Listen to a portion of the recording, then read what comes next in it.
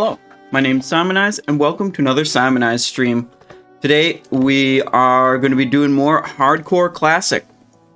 We're playing on the Classic Era server Bloodsail Buccaneers, and we'll be working on this rogue here, Simonize 2, level 37 human rogue. Hardcore means if we ever die, we're done. If the character's deleted, we go again. This character has never died. And we're making good progress. I mean, we got our professions leveled up. You know, we got potions from alchemy. We can cook good food. We got herbalism. We got first aid. And we got a peculiar assortment of gear, I would say. Some good stuff, some less good stuff. Another restriction of the hardcore is that you're not allowed to trade with anyone. It's called solo self-found, which means... I can't just go to the auction house and buy a scaled leather headband of the monkey that actually has, like, good stats for me. You know, I've got to use what I find, and I've got to go out into the world to find, I've got to go out of my way to actually find good gear instead of just buying it on the auction house, which is great. I'm having a lot of fun with Hardcore Classic, and if you haven't tried it yet, if you're a little skeptical about it, you got to give it a try. I think it's very fun. If you're watching on YouTube, you can go down below the video. There'll be timestamps throughout. You can jump ahead to different sections of the video, different activities we're doing. And also, if you're watching on YouTube, you know, we might be live at twitch.tv/SimonizeShow at the very moment you're watching that. We are live 6 days a week here over on Twitch, which is great. And Creeps2K22 is in the chat. Hello, good evening. And Lindorn says, yay, Simon time. Hello, Lindorn. How's it going? We are here for... gotta turn my lights on, actually. Here for some hardcore. I was going to do just a bunch more PTR today. PTR Trial of the Crusader. But, I don't know. I think I've had, I think maybe I've had too much of that recently. So, whatever. This is fun. I like doing it. And hopefully you guys like watching it. And, like, in a Hardcore Classic, it's like the game moves a bit slower. I can take my time to read chat, whenever I want to. I got that, though. Hello, how are you? Let's see. Last we left, yesterday, we did... Razorfin Crawl Dungeon, and then I think we were moving around to try to complete some quests. I think we had quests over... Yeah, we have 2 quests in Ratchet, and then I think we want to go to Desolace. I think it would be a good idea to get to Desolace, which means... Let's see, how do we go to Ratchet? Oh, we gotta go to Theramore. Yeah, okay, so this was the plan. I'm remembering what the plan was. We had left from, down here, and we gone up here to Southshore to turn in a few quests. Now we're going to go back to Menethil, and then from Menethil, we'll take the boat to Theramore. We can turn in 1 quest in Theramore, and then we can fly to Ratchet, because I already have the Ratchet flight point. What we had found out the other day was that if you have Ratchet flight point, Perilous flight point, and, Gadgets and flight point. These 2 are connected, but you can't connect up to Ratchet. You need Theramore to make the link, which I just never got, apparently. You know what? Actually, while we're here, we could go up in the north to kill... Nobles, Alterac, Signet Ring, Crush Ridge Bounty, Dirty Knucklebones. Yeah, you know what? While we're here, why don't we just go do those 2 quests, and then we'll get a move on with, going to Theramore. A lot of classic WoW is, traveling around and trying to be efficient. There's so many...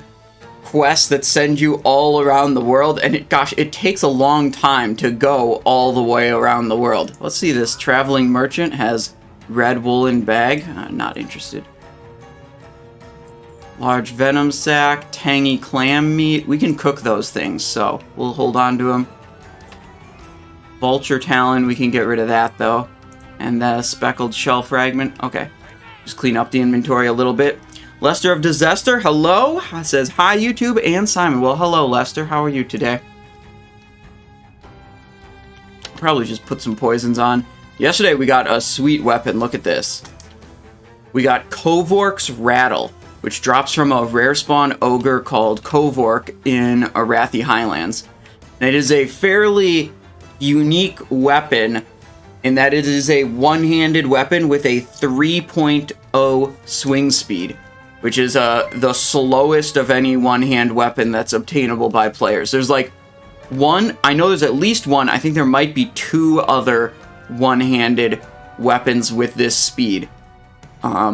There's not many. Did you watch the video I recommended you? The one about tires. Was that the... Oh, I think I did. I watch a lot of things on YouTube, so now I'm trying to... From Veritasium, about the... Yes, I did watch that. Now I'm trying to remember... It was a tire compound that didn't use air, and they rolled it over a bunch of nails, and it kept going.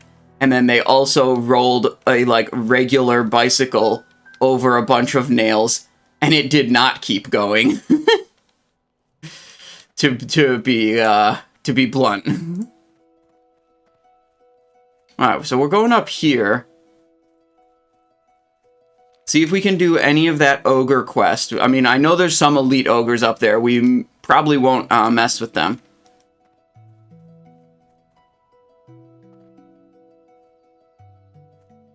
Turtwig is asking, do I sit in the middle and fan or sit on the side and fan this combat?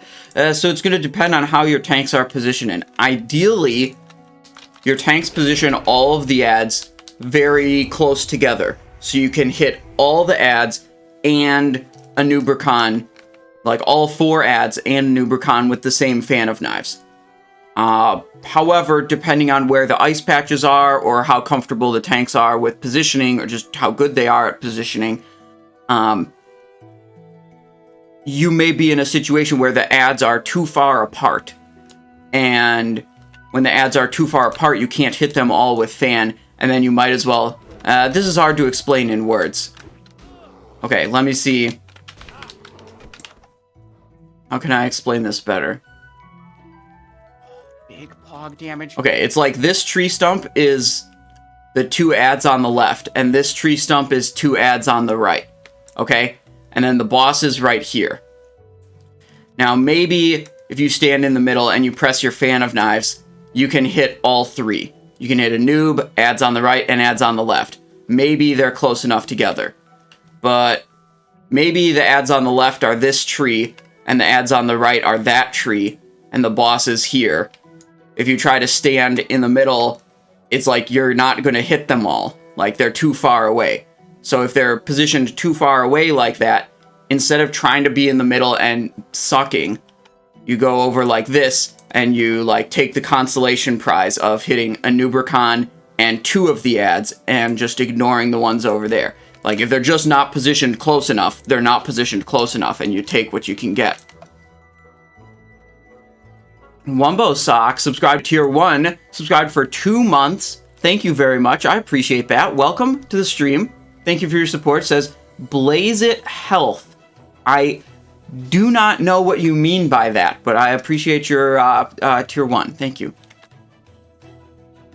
Fi Ice World HC says, love the hat, bro. Fellow classic enjoyer. Okay, you guys want to see something? You want to see something cool? I haven't worked out the specifics of it yet, but I decided that actually the Defias are the good guys. So, you know, I got my Red Defias Mask.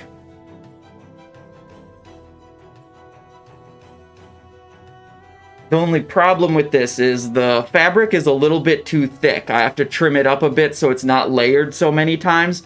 And also, when I exhale, it fogs my glasses.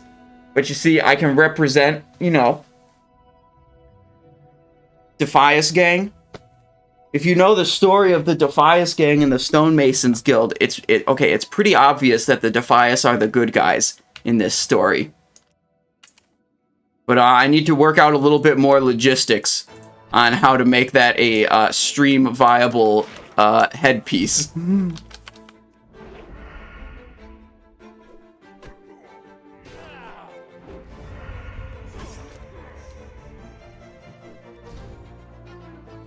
Okay, these ogres are not elite, so we can just kill them. Recovered tome, 1 out of 5. Okay. Ooh, whoops. Okay, I didn't mean to press Blade Flurry there.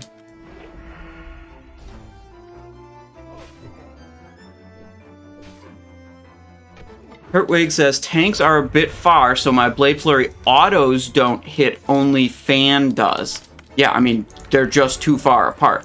I don't know what you want. That's it.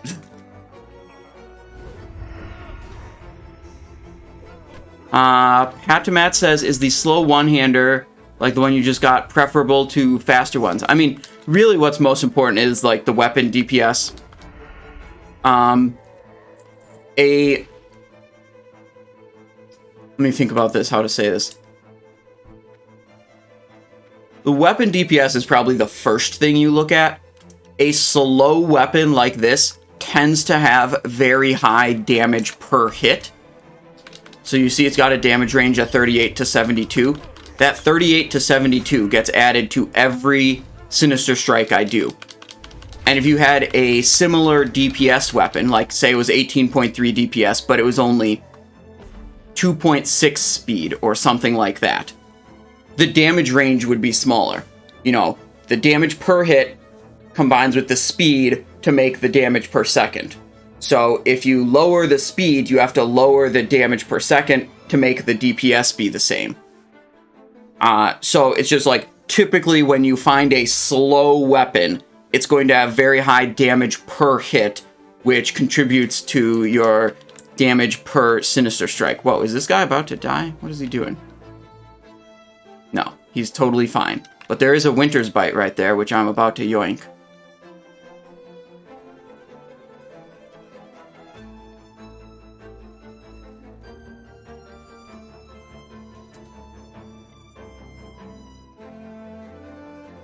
Giant Yeti. I don't need those for any quests, but we do need ogres. Let's keep doing ogres. Didn't the Defias do all the work and then not get paid? Yeah, that's basically the story. So, like, Stormwind City gets ravaged by the war with the orcs, and, like, the city's partially or mostly destroyed. And then the nobles of Stormwind hire the Stonemason Guild to rebuild the city. And then the Stonemason Guild rebuilds the city, and then they're like, yo, let's get paid. And then the nobles are like, actually, we don't have any money, and we're not going to pay you. So then the Stonemason Guild unionizes, and then the nobles get up to some good old-fashioned union busting. And then, you know, they like slander the Stonemason Guild and make everyone hate them, and then the Stonemason Guild becomes the Defias gang, and, you know, are considered outlaws. All for, you know, basically not getting paid for their work.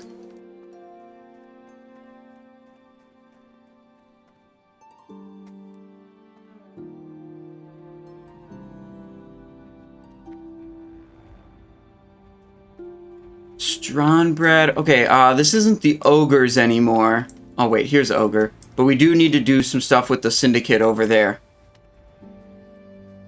Crush Ridge Hold. I believe we are going to get to some elites around here eventually. And those we may have to, like, back off a little bit from. But it looks like we can get both the Preserving Knowledge Recovered Tomes and the Dirty Knucklebones quest done just off of the non-elites. How did Aldraw's speedrun go this week? Was on vacay, so I missed it. We go again next week. That's all you need to know. We go again next week, and maybe it'll be good that week.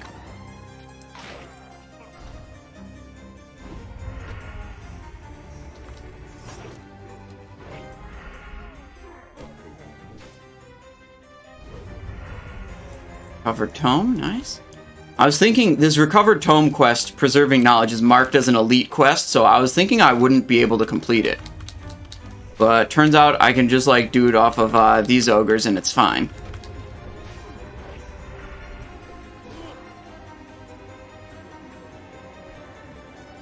There we go, 4 out of 5 already.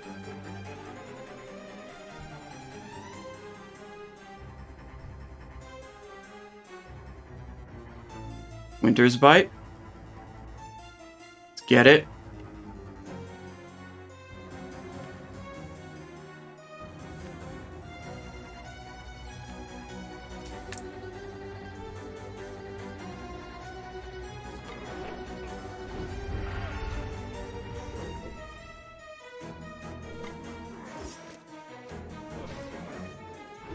Iced Coffee asks, is swords or daggers the play in vanilla hardcore?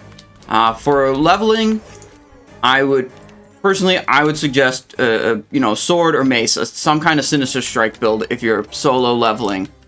And then at max level for raiding, I would switch to daggers simply because quality daggers are much more available than quality swords. So that's at max level. For leveling, some people have really liked a ambush build where you invest in subtlety talents and then you stealth up to every single mob and you open by ambushing the mob and then you hope that has basically chunked away all of the mob's health and that's it. I don't think that's a very good soloing spec. If you have like a group setting, like I was watching Bobka the other day, and he was doing a duo leveling session with a rogue and a warrior, and like he would open up with an ambush, and then the warrior would taunt, and then he'd be able to immediately backstab again. And that like worked out. That was good. But if you're soloing and you ambush and the mob isn't dead, then you need to like spend 45 energy on a gouge or, you know, energy on a kidney shot to then set up your next backstab. And it's like when you start spending energy on 0 DPS abilities to set up your DPS abilities, the efficiency of those DPS abilities just becomes complete trash. And the other problem with this like dagger build for leveling is you have to stealth up to every mob and open with ambush. And in a situation like this with these ogres, that's like not really an issue. But if you're trying to deal with like camps of Murloc or any tightly packed mobs where you would strongly prefer to throw a knife at them and pull them away, well, you can't do that. So it's very restrictive. Like if your build is all centered around, I've got to open against every mob with ambush, and like I have no other, you know, plan. It's like pretty restrictive in how you can do things, and like as soon as you fight 2 mobs at once, you're in trouble. So I'm not a fan of that. I much prefer a Sinister Strike oriented build with, you know, a slow main hand weapon and, you know, some combat talents and Blade Flurry.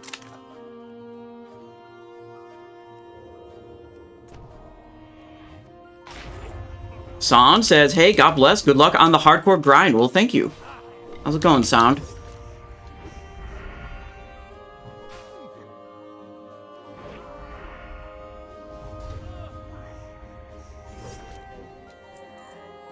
So I have a little bit of rest XP, and we're looking for finishing up this Knucklebones quest. 5 more Knucklebones off of these ogres.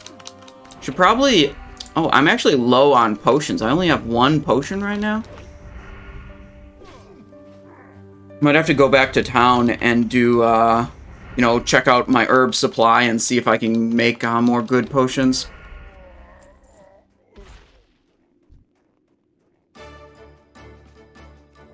Actually, my health's a little low. Let's just bandage up before going in on this guy. Would like to stay high health.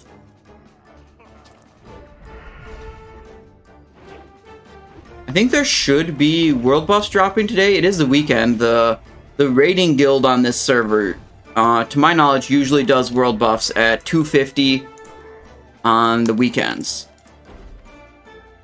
So if we catch word that that's happening, we can Hearthstone to Stormwind, catch an Onyxia buff, and have a big power increase for a little while. Well, a little while, 2 hours. Not even that little of a while.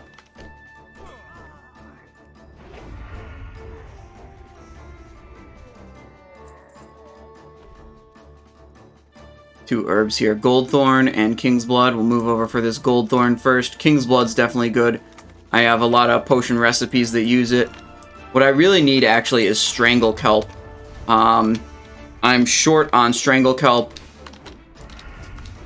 and like I haven't been able to. I haven't been in areas where I can get much Strangle Kelp, and I also have a lot of good potions that use Strangle Kelp, so I definitely want to get more of that. Did the hat fashion style in Peaky Blinders interest you alone in watching that show? No, I liked the show. I thought it was just a good show, but I also like the fashion choices in it. You know, those two things can be independent. You know, men wearing suits. You know, nice hats. You know, it's just like quality fashion. Timeless, if you ask me.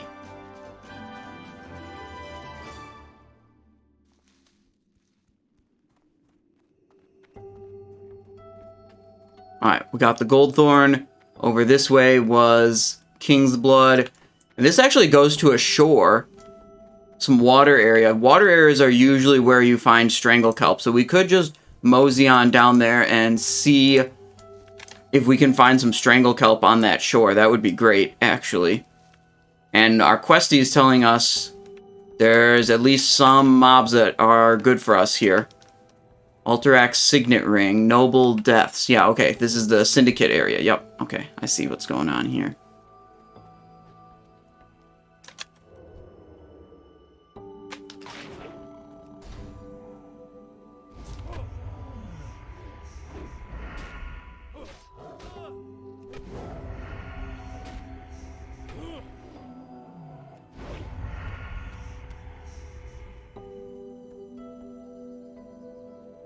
See, like, look at this kind of mob situation.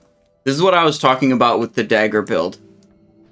If my whole build revolves around opening up on a mob using ambush, I can't really do much in this situation. Like, I can't, you know, go in and ambush that guy because I'm going to aggro 3 mobs next to him. But when I have a Sinister Strike-oriented build, I can just throw my dagger and it's fine and pull the mobs away. And we'll be able to do just fine here.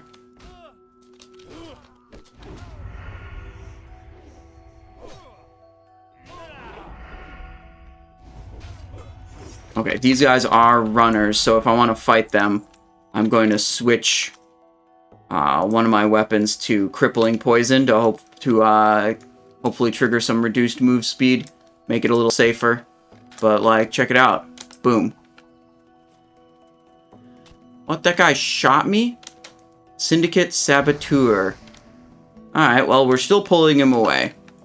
Just a little bit more annoying to pull ranged mobs.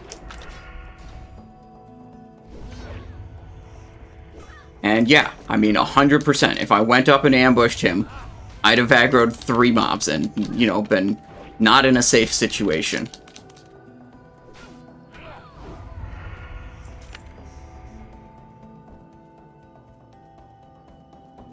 Same thing with this one. That gonna get 2? Maybe it gets the wizard also? No.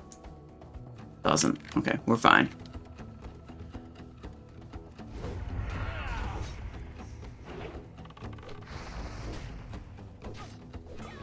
Oh, come on. Yeah, I got the Crippling Poison triggered.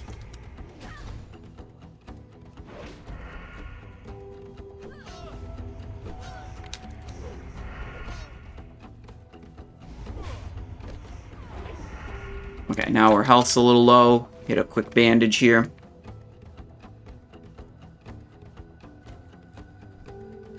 That mob looks like it's one that's patrolling. I'm trying to clear towards this herb.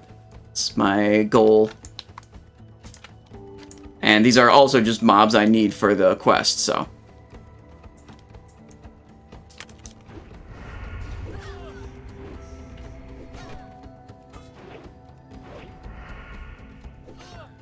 Yeah, I was thinking I would go to Theramore, but then, like, I realized I had a couple quests here. I actually didn't realize how many quests I had here that I could do. Died yesterday at 38, not paying attention. Oh, that feels bad, man. Sorry, Seeks. Yeah, this is, I mean, the most difficult thing I think about hardcore is, like, it's so many hours of gameplay to go from 1 to 60. And it's just like, no individual part of it is difficult to not die. Like, there's no actual, like, challenging thing going on here. Where the difficulty comes in is being disciplined and safe the entire way 1 to 60. Like, that's actually difficult, to not get, you know, overconfident or not pay attention at some point, lose focus, anyway, all the way up to 1 to 60. Like, that's how it becomes difficult. Do you only play Rogue? I have a Warlock, and I also have a Death Knight, but I don't like playing them as much. So I just play Rogue, basically. You know, very rarely we'll pop onto the Warlock or the Death Knight for something, but not often. I just don't like them as much, so whatever. Oh, this is the Shadow Mage? Saboteur, Sentry. See if I can pull this guy. We do have a quest to kill the Shadow Mage. Yeah, okay, I'm getting 2. Is it going to aggro the Shadow Mage also? 2 is probably fine.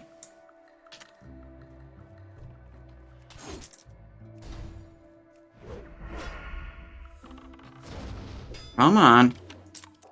Do a Blade Flurry. I won't hit the evasion yet. I don't think I need it.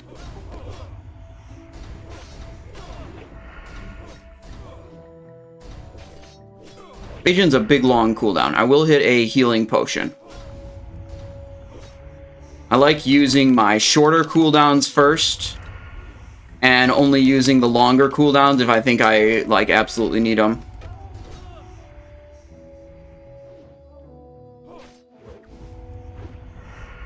Warlock, you mean summoning alt? That is what the character was initially created for.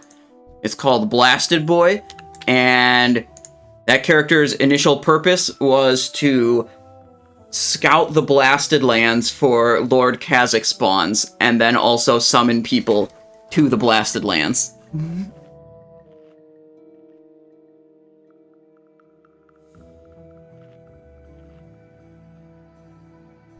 Okay, we need to kill 4 Shadow Mages. I want to clear out a little more around... Well, actually... I think I can probably dagger and pull that guy away. If I can get out of range of that Shadow Bolt cast, yeah, see, look, it's moving now. Now we can double back. We'll get hit by this big Shadow Bolt in the face. And we'll interrupt that one with a kick. Perfect. Taking down the Shadow Mage. Whoa, it turned into a skeleton? Okay. I was not expecting that. But there's no more Shadow Mages here. We do need more Signet Rings, but I assume I'll come across more Defias. So I'm not going to just clear those guys out. I'm going to keep going this way. We were headed towards the shore, hoping that we would find some of the... What is it called? The herb for the... Oh, shit. Syndicate Assassin, level 39. This might be a high-level area that could be troublesome if I'm going to get attacked by stealth level 39 mobs. This is not good either. I don't have the high-level anti-venom to be able to remove that. Okay. I think we got fairly lucky taking minimal damage against that guy. An undead priest fighting a 38 Syndicate assassin. I'm reassessing whether I should go here. Worn wooden chest, the ensorcelled parchment. Let's say proceed with caution. Syndicate enforcer. Syndicate enforcer.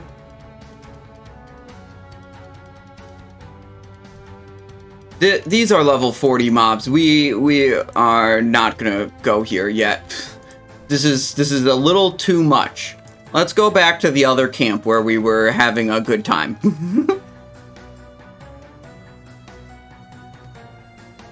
Maybe we don't make it to the shore.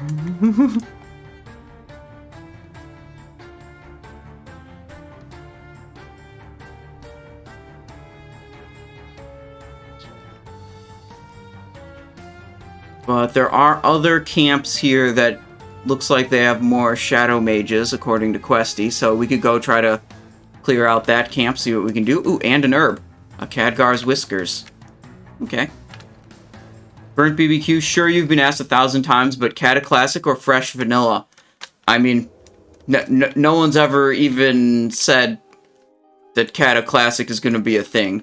As soon as that has any kind of official announcement, then I'll care about considering whether or not I would play it. And it's like, whether or not I'd play it also depends on, you know, the peculiarities of what they, you know, how they want to release the game. Like, it's not a done deal just by the very virtue of it being you know, Cataclysm or whatever.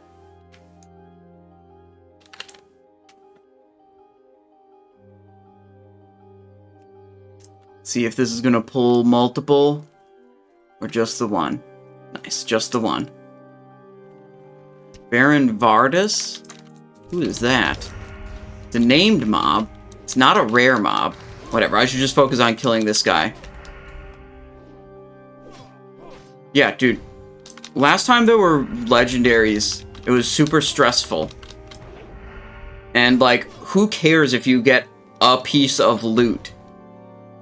That doesn't make the game good. You know?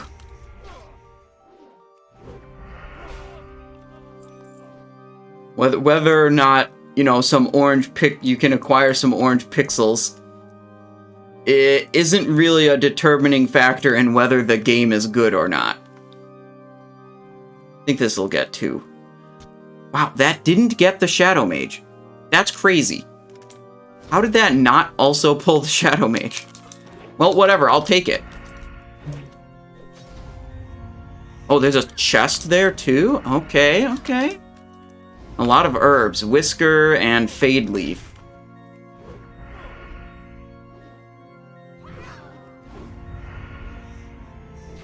Oh, aggroed this thing.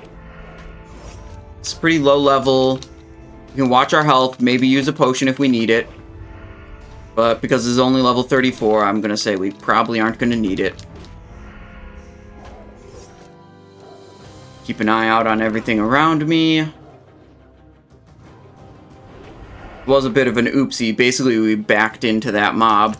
Aurora Bracers, Cloth, not good for us. Little bandage. Let's refresh the instant poison on the Cruel Barb. Then we can make a pull on the Shadow Mage here. Should be sufficiently isolated, and I can run. Let's actually pull this thing first. And then I have a long distance I can run away, because pulling these caster mobs apart can require a fair bit of distance.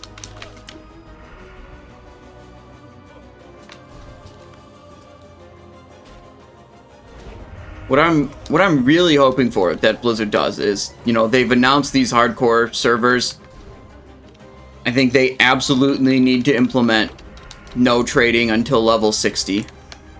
I think that's a really big part of what makes the hardcore experience good.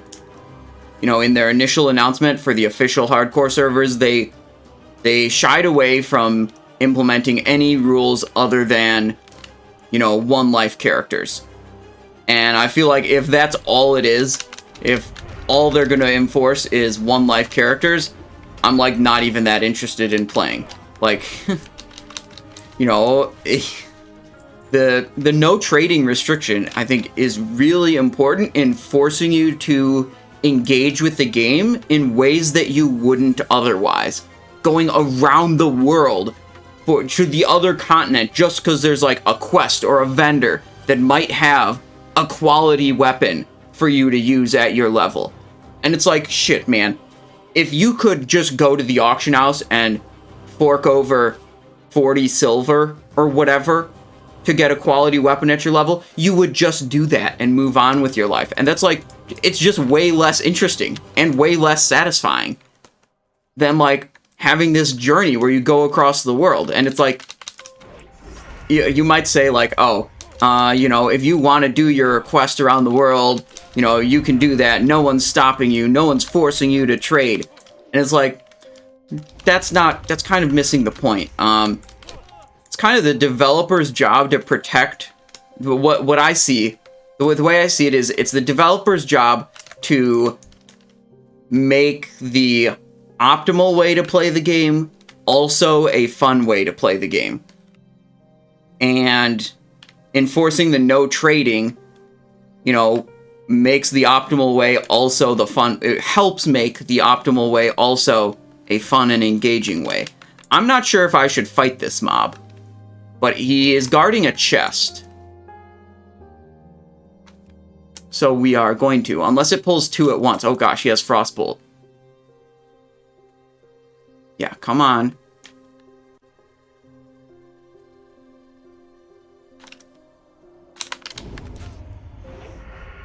He's a caster mob. Can't fight a rogue. Doesn't matter if he has +3 levels. If he's gonna try to throw some friggin' frostbolts at me. Oh gosh, where's my Cloak of Shadows button? Suck it. Eat my blind. You think you can get out of melee range and then you can get your spell off? No, sir. Stupid ass caster. Yeah, that's what I thought.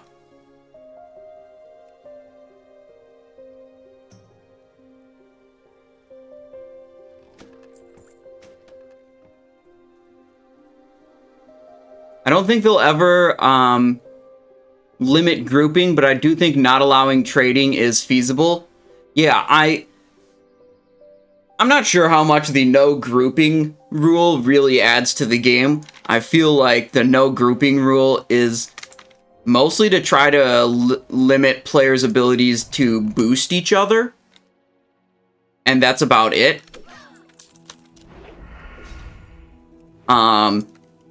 Like, if the live server allowed grouping, it's like, yeah, okay, whatever.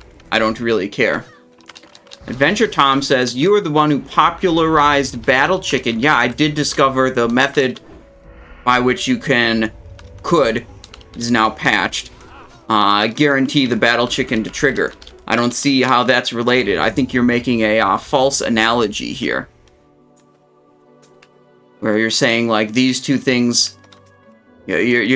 I think what you're suggesting is that, you know...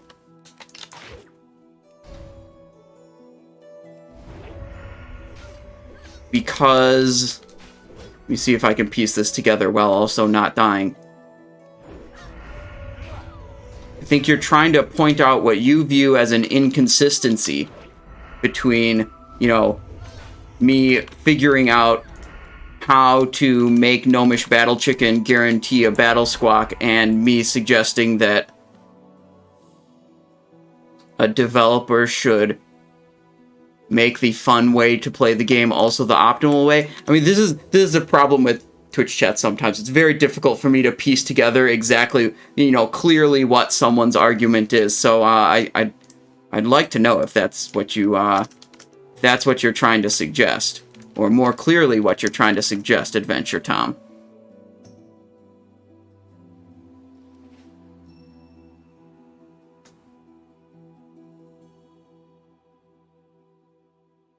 No argument or case against what you were talking about. Oh, okay.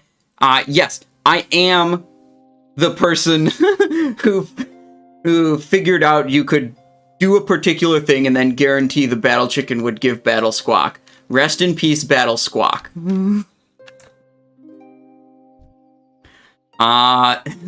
They changed something about how the, like, creature AI works, which influenced how Illidan would behave, and then they were like, oops, this also changed and, you know, broke the Battle Chicken technology, and they're like, we're just gonna leave it.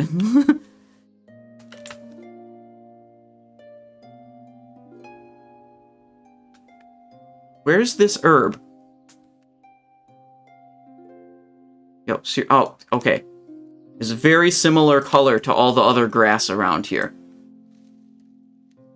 Okay, we have all the signet rings that we need now, but we do need more Shadow Mage kills. Where's this herb? Bay Khadgar's Whisker. If I pull this guy, is he gonna aggro too? Probably. I guess not, actually. Wow, what a great sentry. I'm like 15 feet away from him, and he doesn't even sound the alarm. Yet he is called a sentry. For some reason.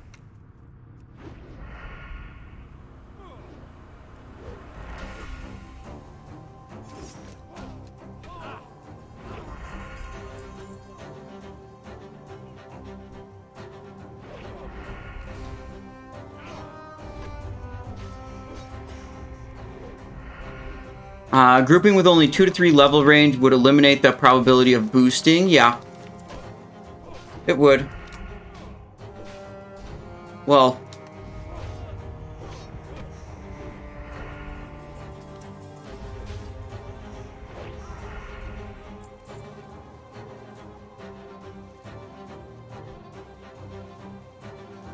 I think with everything you do to try to limit boosting, it just becomes a question of, you know, what's the next most efficient method? Because there's definitely a desire that people want to, you know, have a max level character without actually doing the leveling. Because there's just people that don't like leveling. And, like, even now in modern day Wrath of the Lich King, where boosting isn't even the fastest way to level up, in most cases, it still exists. There's still people that sell boosts, even though they're less efficient in terms of, like, levels per time compared to, like, solo questing or whatever. And it's just because the people buying the boosts, they just, like, they want to do something else while their character gets leveled up. I'd say in Wrath, boosting is certainly less prevalent than it was in TBC. I think that's for sure.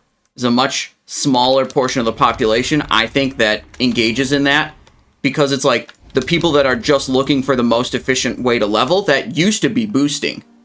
And the boosting, you know, client base was both people who are looking for efficiency and people who are looking for, like, I don't want to do leveling.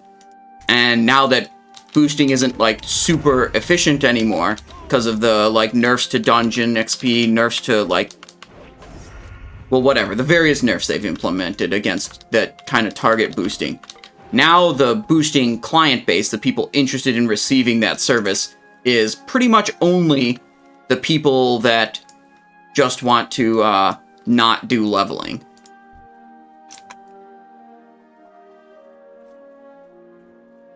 One more Shadow Mage over here, which will be the last one we need for the quest. So just have to clear the mobs around it. Hardcore, though, I don't know how much you could really AFK boost, since the likelihood of death is still very high, so you'll still have to pay attention. Yeah, I mean,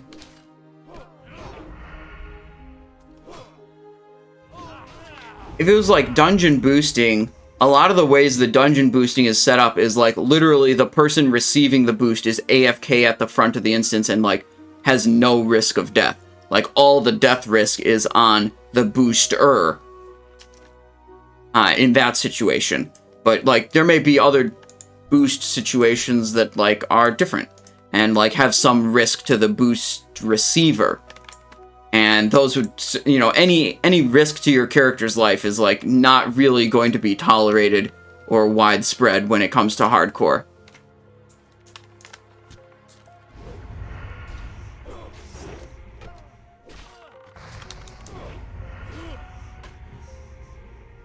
Oh, Simon, nice hat. When are we storming the castle? Hang on. 1 second. I don't remember the specifics to make this joke work.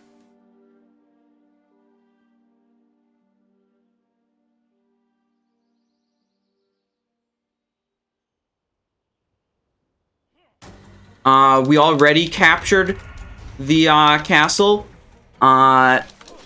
You know, the 29th of May, 1453. After a 53-day siege, we captured Constantinople. And it is now Istanbul, not Constantinople.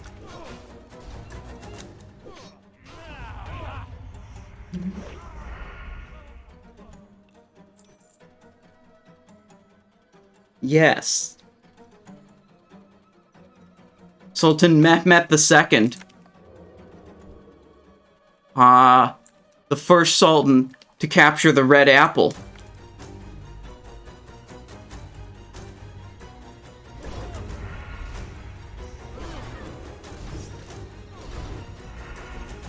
Little Blade Flurry, little evasion.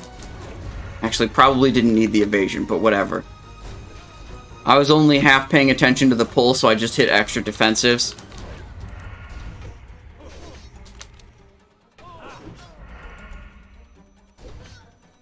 Kill this guy. And as I move with these mobs, I don't want to give my back to the other mob. The other mob can daze you if it hits you from behind, but also... Yeah, okay, that was weird. Kind of like moved through me a little bit. But also, the problem is, when a mob attacks you from behind, you cannot block, dodge, or parry their attack. So you essentially just take more damage. Does Blade Flurry clone repost? Yes. It's pretty good. Both. It's just like... It's hard for me to imagine leveling as something other than combat, because it's like every talent in the combat tree is fucking insane. Like, it's just crazy. Wait, Baron Vardis spawned over here? Dude, how am I going to get at this Shadow Mage now? Oh my god. Okay, let me knife that guy.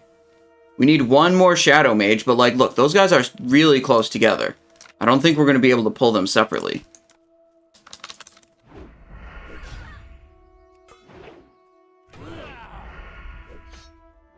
Yeah, like, look, my character has... Okay, the stat panels are a little different on this client. Dodge, 20%. Parry, 10%. Yeah. Losing 30% avoidance because you turned your character wrong. Not a good way to go about things. Okay. Let's see what happens.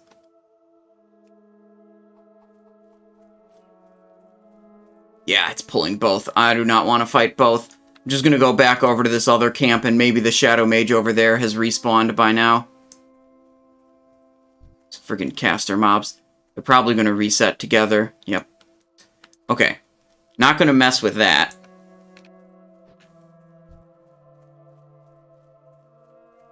Just going to come over here, wait for the respawn of the Shadow Mage in this pack, and that'll be the last Shadow Mage that we need.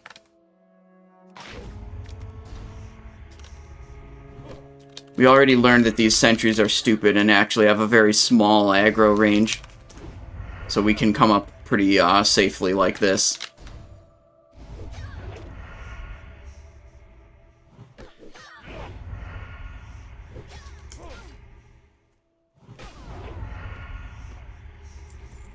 I was watching a YouTube video about, like, rogue abilities that... This was a long time ago. Rogue abilities that had changed over the course of the expansions and patches. And I remember they said a cheap shot was like the only ability that has like literally never changed. 60 energy, 2 combo points, 4-second stun, stealth opener. Like, it's just been the same since the, you know, initial implementation of it in 2004. And I was like, damn, that's kind of wild. You know, like, basically every damaging ability has had, at the very least, its damage formula changed at some point to, like, scale differently. Other things might have, like Backstab had its energy cost reduced. You know, positional requirements changed, removed. Weapon scaling, weapon requirements, like...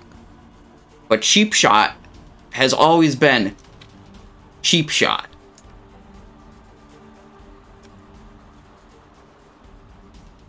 Oh, this is a melee mob. I don't have to pull it super far back.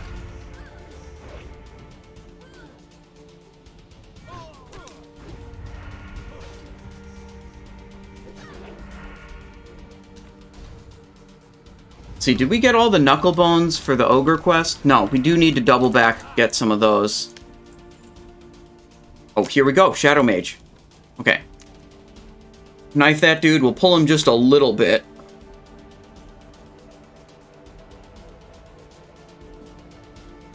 Oh, we got it, we got it, we got it. Nice, interrupt.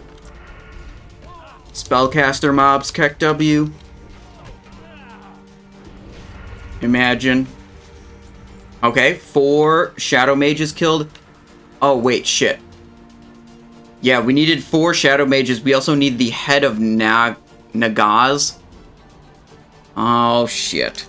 Okay, let's enter stealth. Let's look at the map. Where on earth am I going to get the head of Nagaz? Worn leather book. Oh, shit. Where is this quest? I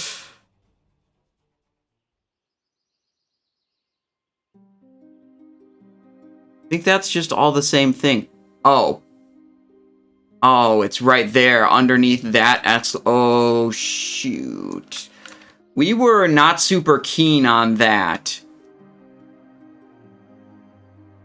We were over there once before and decided that maybe we shouldn't do that.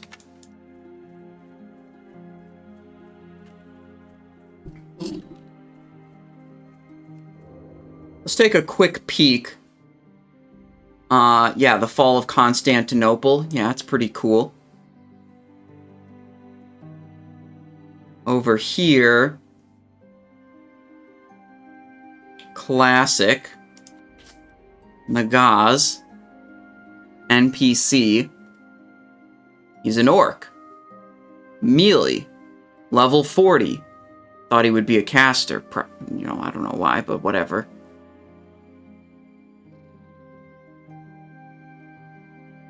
I feel like that's just a little bit more risk than I'm willing to tolerate. You know, it's an area surrounded by level 39 and 40 mobs. Stuck up in a house. You know, not exactly a lot of clear points to easily run away. Maybe if we had a world buff. Oh gosh, we missed the world buffs. It's now 302. The world buffs, I think, were supposed to go out at 250. 252. Well, we definitely lost them. We missed them if they did. I didn't see any alerts about them going out, but whatever.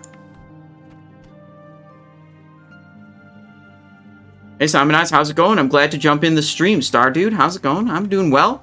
You know, we're doing some quests up in Alterac area. Deciding exactly what my risk tolerance is. I think I want to have a little bit, at least more buffs before I go and fight that. Maybe level 38 before I go try to kill a level 40 stuck up in a building surrounded by a bunch of other level 40s. I mean, maybe we should just go and investigate and see how bad it actually looks.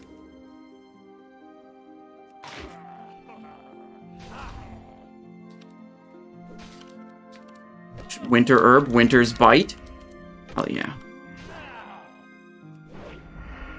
Right over, yeah, right over there.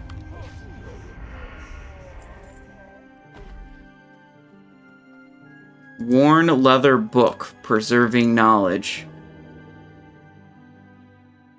The Worn Leather Book containing the Arm of Grelak? What? Alright. This one might be harder than I thought also. We got the 5 out of 5 recovered tomes, and now we just need one more item.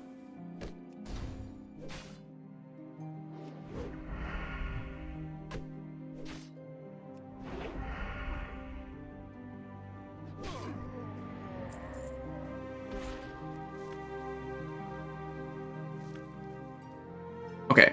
I'm gonna say, first we go investigate exactly how bad it looks to get this head of Nagaz. Then we'll come back and we'll see how difficult does it look to get Worn Leather Book. Like, if I can pull Nagaz, like, without any other mobs next to him, we're probably fine.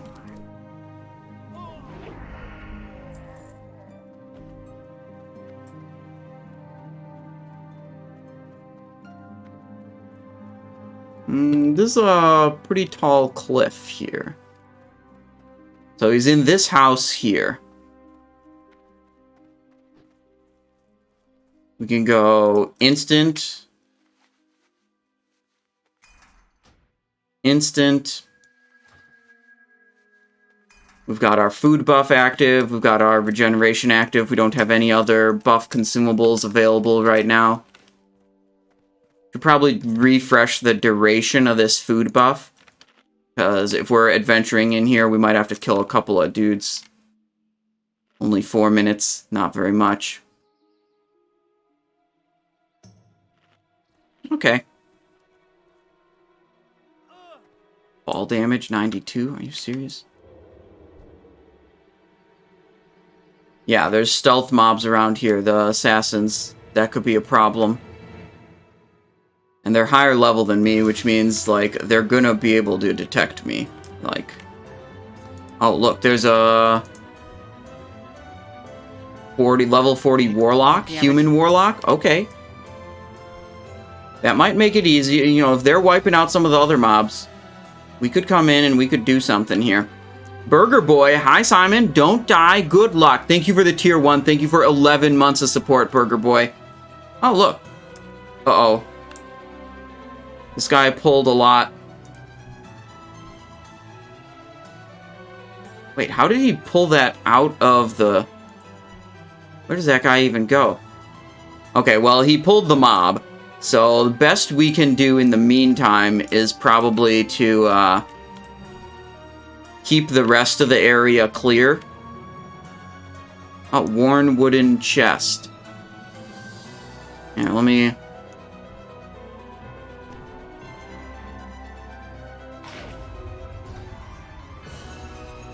There's another assassin over there. I can see... How is my stealth detection so good?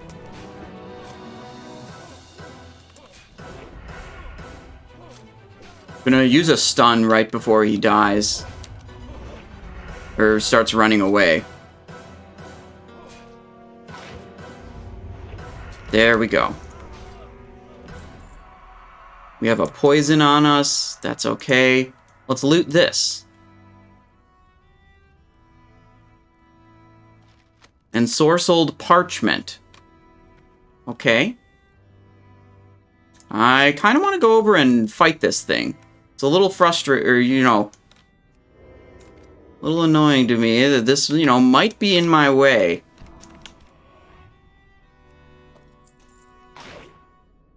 Okay. Maybe I was too scared of this initially.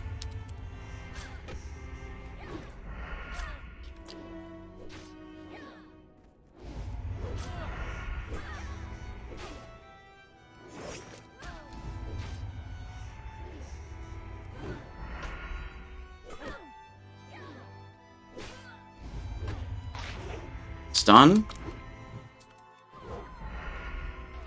Good. Where does Nagas spawn? It's a good question. I'm gonna kind of just stay in this building. Can start eating. Now we can stealth. Let's look at the picture of Nagas on here. Look at the background. There's only one picture of him. The background looks like that, with a stone floor. So, oh, Elisa. That's a friendly mob. Yeah, okay, so I'm pretty sure this NPC's spawn location is right here. Right next to the chest. So, we're just going to keep the area clear. You know, scouting, see if anything... Yeah, this guy respawned. Okay, we'll fight that guy. Pickpocketing the other assassin, because I'm clearly just a superior rogue.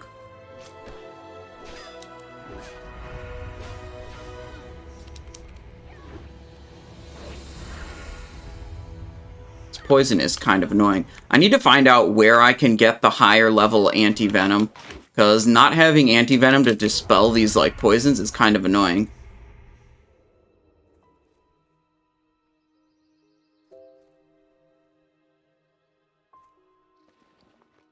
Mm-hmm. The ensorcelled parchment. Let's begin. Take the ensorcelled parchment to Lore Master Dibs. Okay. I wanted to accept the quest just because, like, in case it had me talk to that NPC up there. I didn't want to find that out after I'd already left. Alright, stealth around a little bit. See who else is here. Oh, there's one.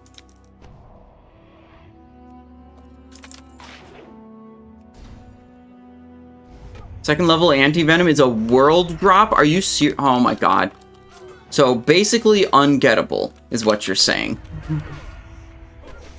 Ungettable.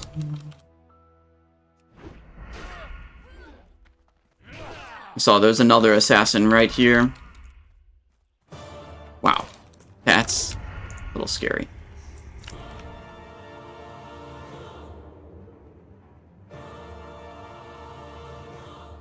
The orc is not spawned yet. Let's look in the room. See if any other mobs have spawned. Nope. Still clear. Okay. I was a little bit scared of the, like, level 39 and 40 and, like, stealth mobs here, but turns out we can handle this just fine.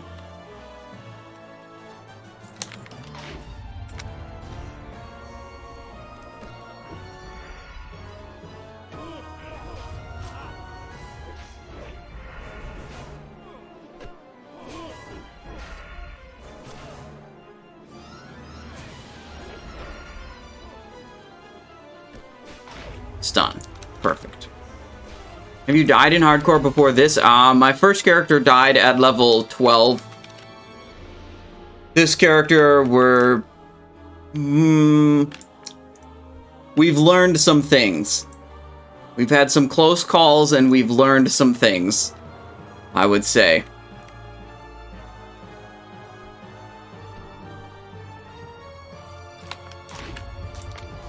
Like how it's totally fine to fight +3 level mobs that crit you for 98.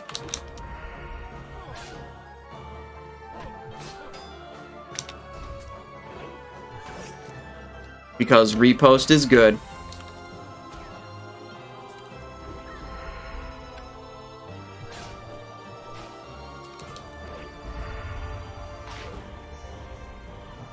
Got him. Stormwind debris? Yes, please.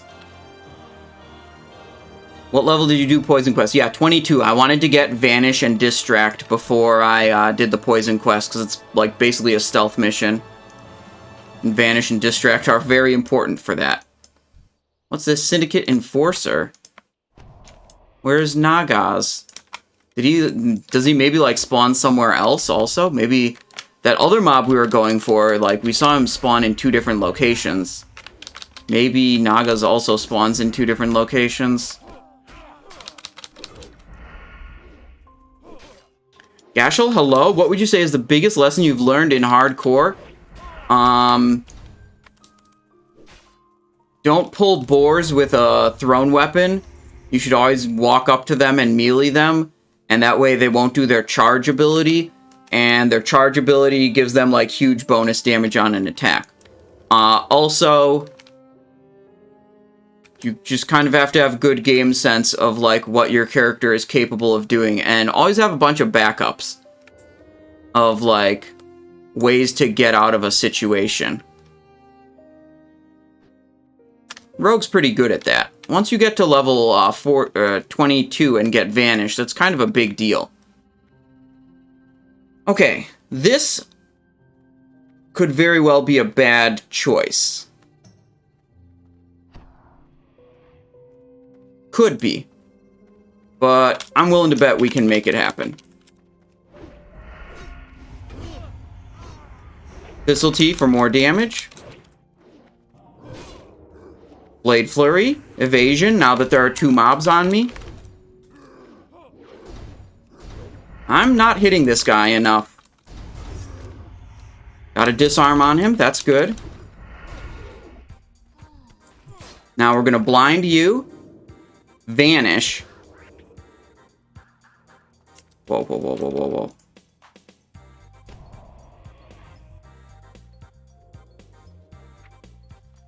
And get out of here.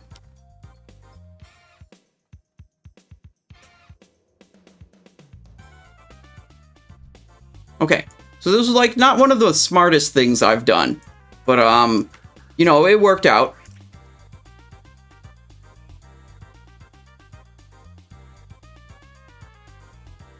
Hey there, here, how's it going? Says Disx2K. Welcome to the chat. We're doing good.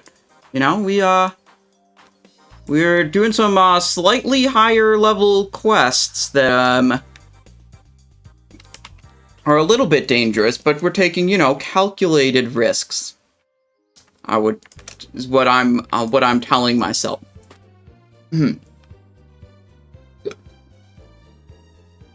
Excuse me. Goldthorn. We do actually kind of want the Goldthorn.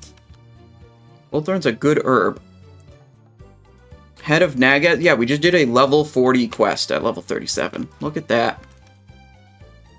Now we're going to go back into the ogres, see if we can get this worn leather book, or if there's like too many elites around there or something like that. I know some of the ogres there around that area are elite, but some of them aren't also. So I'm not sure if there's elites around this quest objective or not. It is flagged as an elite quest, which would make me think, you know, it might be a problem, but you know, we're gonna find out. We're gonna go and proceed with caution, see what we find.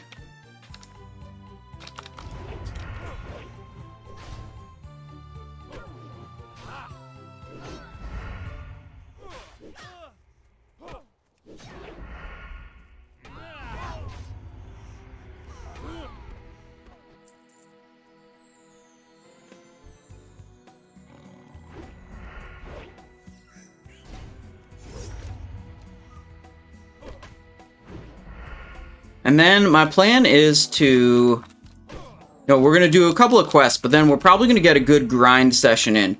Just find some good grind area to try to just farm as much coin as possible. We need to find a spot, essentially with a vendor nearby, is going to be one of the most important qualities. And, you know, a mob that we can kill that's not likely to have much competition over killing it. You know, we don't want one that has quests tied to it, because you know, usually you'll have a bunch of people, you know, trying to kill things that are quest mobs. Was suggested to me, which we'll certainly check out, is going to the Swamp of Sorrows and farming the Swamp Jaguars. Or whatever other mobs are around there. Because we really want to get 90 gold before we hit level 40. And we're only at 53 right now. We want 90 gold at level 40 so that we can get our mount. That's what's important. That'll make... I mean, like, the whole thing that's slow about Classic WoW is going from point A to point B. Like, the world is very big, and traveling around is slow. Not a lot of people in that awful zone? Hell yeah. Here, that southeast corner of the lake is great. Wait, what? Southeast corner of which lake? The lake in Swamp of Sorrows? Over here? No, we're talking about, like, this area of Swamp of Sorrows. Wait, do I have quests in Swamp of... Oh, Noboru the Cudgel. Shattered Crate... Galen's Escape, Draineth it. I didn't even know there were very many, like, I didn't know there were Alliance quests in that zone. Okay, we got all the dirty knuckle bones from the Crush Ridge Ogres.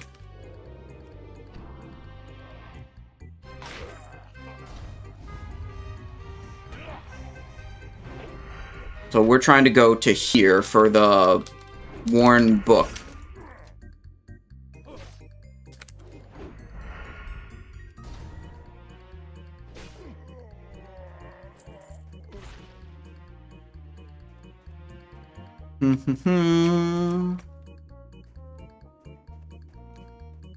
Brush Ridge Hold. Oh, okay. This might be where our adventure stops. Brush Ridge Mage, Mauler. Yeah. Yeah, if we have to go in there to complete this quest with those, yeah, we're gonna not do that.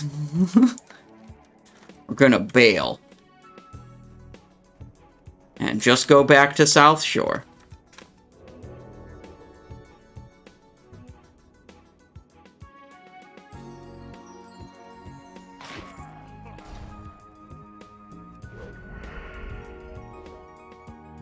Basically, are you really doing an elite zone? I mean, I was thinking about it. I didn't know exactly where the elites would be and where my quest objective thing would be.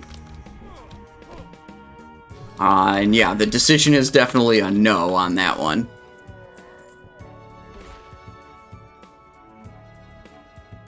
So just go this way, leave the elite ogres to, you know, go about their elite ogre business.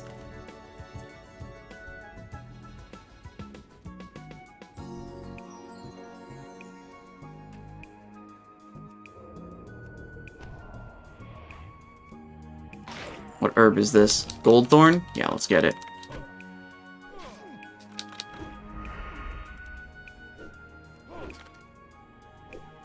Okay, we did get 2 or 3 quests done. 3 quests, I believe, we got done. And we got a quest starter item, too. That'll maybe result in even more experience. There's my Goldthorn. We just have to make it back south to Southshore.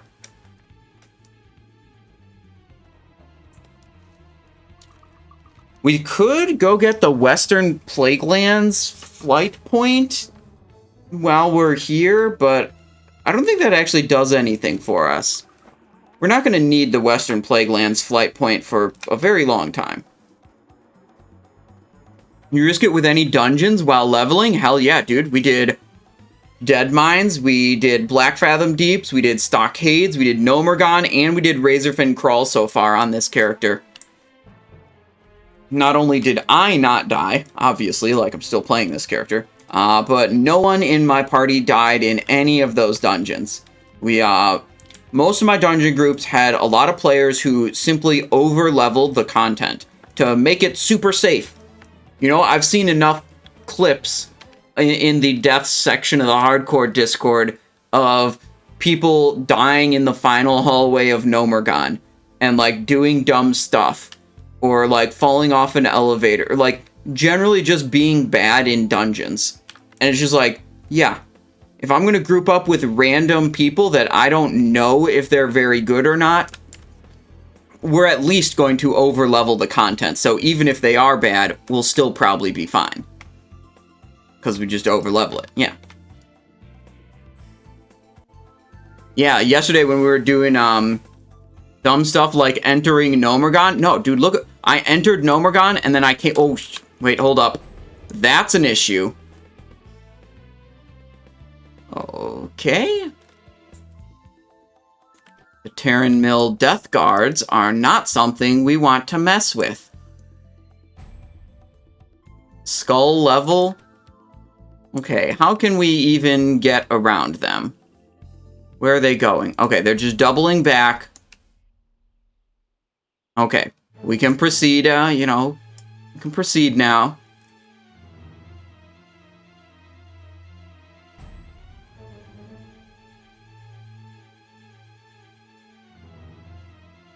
Good to keep an eye out for things like that. Yeah, Stardude, I, was definitely playing it safe in the dungeon. You know, double crippling, make the runners, you know, make it so the runners can't get away, so we don't pull extra stuff. Yeah, like, completing the dungeons isn't about, like, doing insane damage or topping the meter. It's about, like, understanding how to pull mobs, how to be safe, how to, like, control the mobs and prevent them from doing their scary abilities. And, like, yeah, pretty much none of that has to do with ripping threat and dying because I was using instant poison instead of crippling poison, but I did slightly more damage, you know? Gotta use all your utility capabilities. now we should be pretty much in the clear. 1, 2, 3 quests to turn in. Nice.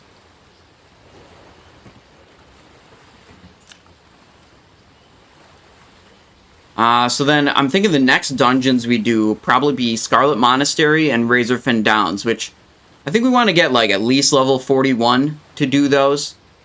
41, 42.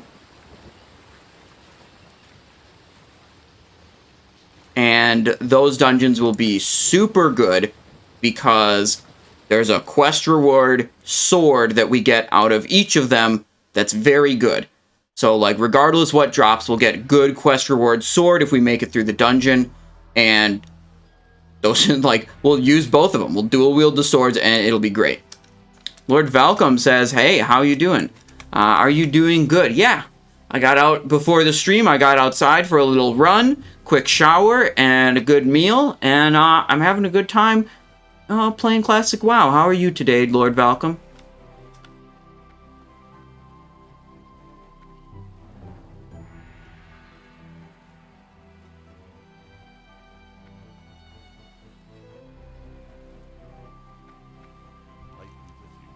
The ensorcelled parchment. More encrypted notes. I wish I had the talents to decrypt all the strange bits of writing that trickle down from Alterac, but I'm afraid I would lack the knowledge. Prospector Stormpike is a master of decryption and deciphering. If you take the parchment you found to him, then with luck he can make sense of it. Stormpike is currently studying in the Prospector's headquarters in Ironforge. Okay. Good enough. We can go over here. Marshall Redpath. We got the Crush Ridge Bounty to turn in. 75 silver. Slay Crush Ridge Warmongers. Oh, is this the elites? Let's see, is that flagged as an elite quest? Yeah, it is. We probably don't really need to have that quest in our log. Alright, now the Magistrate. Henry Maleb. Noble Deaths. The Alterac Signet Ring. 40 silver. Okay. Did you find the... And then the Dark Council. This is the one where we killed Nagas. Did you find the envoys of the Argus Wake? Yeah, sure, whatever. Well done, Simon Eyes 2. The Argus Wake does not sound like a group what we want running the Syndicate. And although you may have destroyed their leader here, Nagas was merely the servant of another. The Argus Wake might run deep through the continent of Azeroth, or even the world. 3,000 experience, and there's not even a follow-up quest. Yikes. Okay. PTR later today, yeah. We're gonna go with the guild again around 8 p.m. Eastern Standard Time. So we'll switch over to that in like 4 hours, 4.5 hours. Let's see. Now we have nothing left to do around here. Those quests are ones we're not going to complete. We should actually... Wait, what is this? Badlands quest? Wrigglefuzz.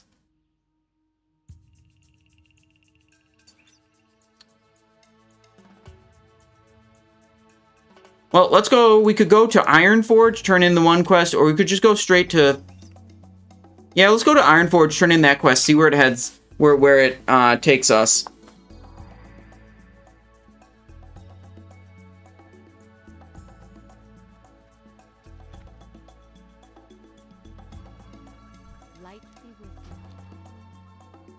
So, Ironforge. And, as always, when we have long and boring flights in Classic World of Warcraft, it's very simple what you do.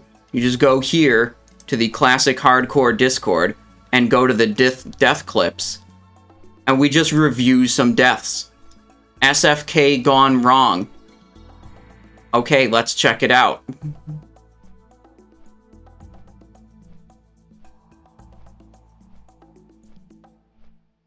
Okay, aggroing 2 mobs in Shadowfang Keep.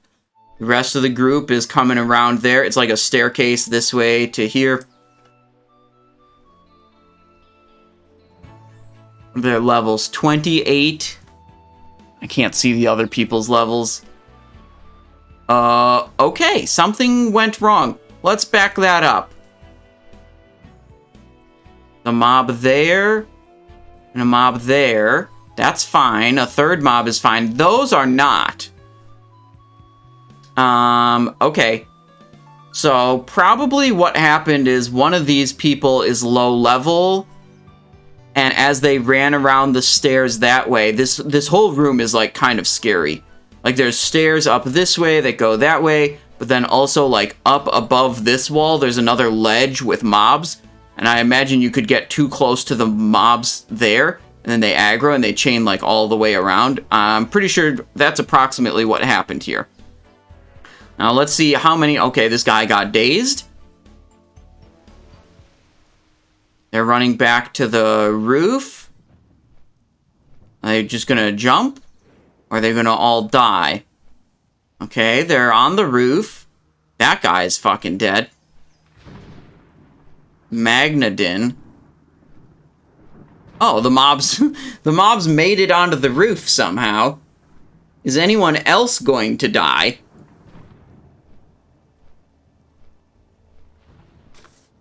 I feel like these mobs are about to, like, teleport him to them or teleport to the guy and just kill him. No, okay. That's not gonna happen.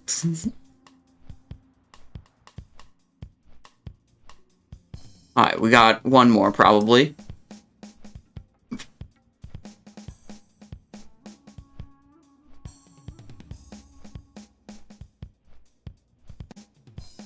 Okay, low level. They're in the starting zone. How are they going to get killed over here? It's actually a feat to be able to get killed in the starting zone.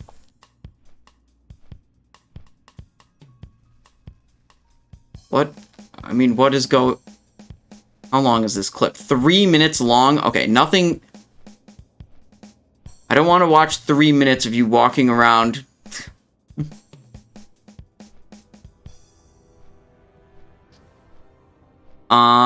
Okay, he died there. He appears to be AFK.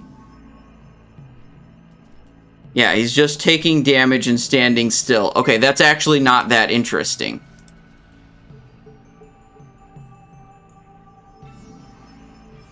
Okay, we're in Ironforge.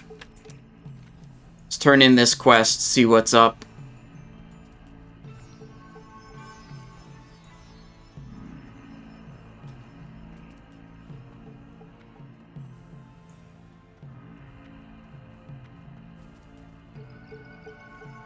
Look, I like this quest because it was like level 40 quest, and I went in there and I did it anyways at level 37. Because I'm a gamer. Okay.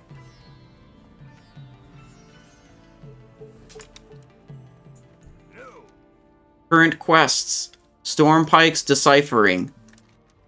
A wise decision. I don't believe there is a scholar other than myself with the skills to translate this scroll. And if its contents prove interesting, fear not. I will send for you. I'm in the middle of a very important task. Prospector business. Unless you have something equally important to say, which I doubt, then you'll have to wait. That's just it? That's it? There's no follow-up? Oh my god, that's so annoying. Mythology of the Titans? This is a Scarlet Monastery quest. We don't need to grab that yet. And what's this one? Northern... This is an Alderman quest. Okay, we also aren't going to do Alderman anytime soon. This is an Alderman quest also. Baylog and Alderman, Iron Band, Loch Modan. Yeah, okay, we don't want any of those quests.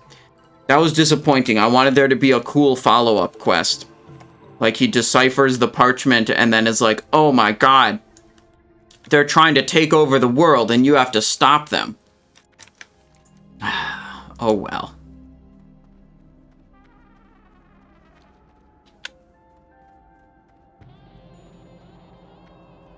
Okay, now we go to Menethil Harbor. Menethil Harbor, fly to Theramore. Oh, we could do the first aid quest to get higher skill in first aid. That would be good. Boom, right there. Scroll up. Shouldn't have survived this. Bro, why do you post it? This is called death clips. You need to put death clips in here, not close calls. Skip. Never AFK in a dungeon. Okay, that sounds like a good one.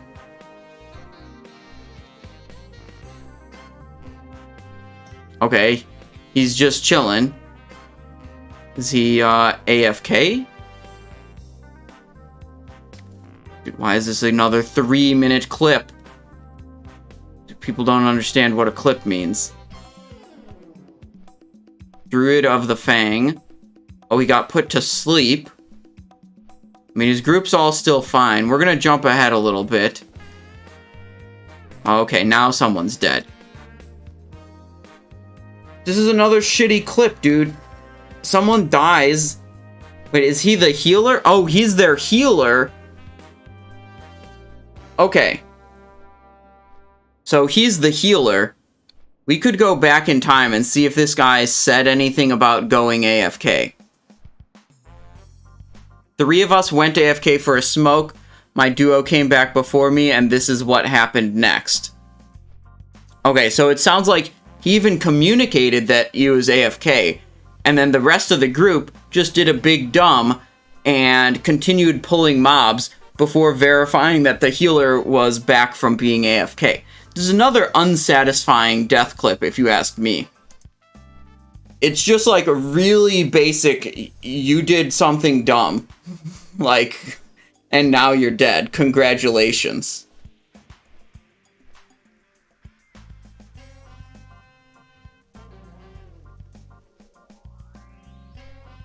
Oh shit, can we make it to this boat?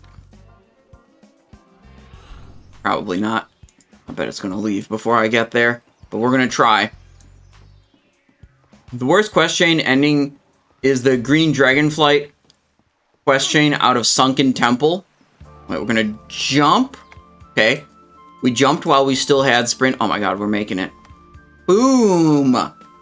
Right on time. Easy. Green Dragonflight quest chain out of Sunken Temple. I'm not sure I know the one you're talking about, Star Dude. I'm overall not very familiar with the Sunken Temple quest, to be honest. So. The Iranicus gemstone. Oh, you like loot the thing from Iranicus, and then the chained essence of Iranicus, it like starts a quest chain.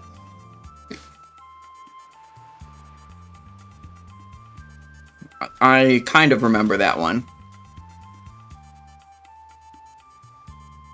Okay, Theramore, here we are.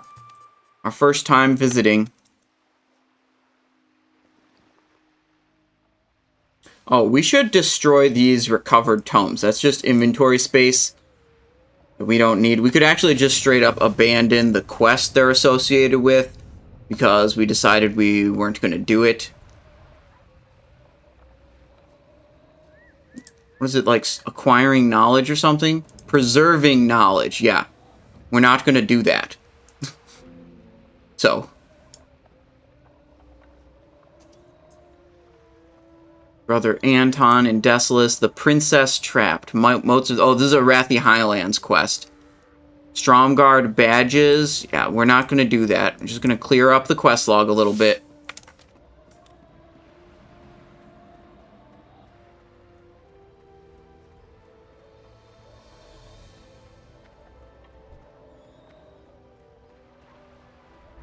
Okay, so we can get the flight point here.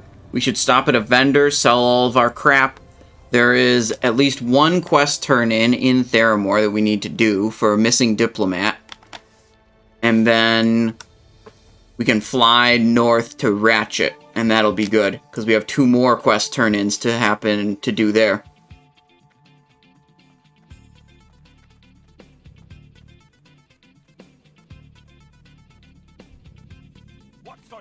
Okay. Wow, I can connect Theramore to Aberdeen and Astronaut. Okay, that's good. Because we want to go to Astronaut to actually get to Desolace. That'll be cool. Okay, so maybe we'll do stuff here, then go to Ratchet, and then fly to Astronaut. We want to do the quests in Desolace because some of them are the, like, prerequisite quests to get the Scarlet Monastery and Razorfen Downs quests.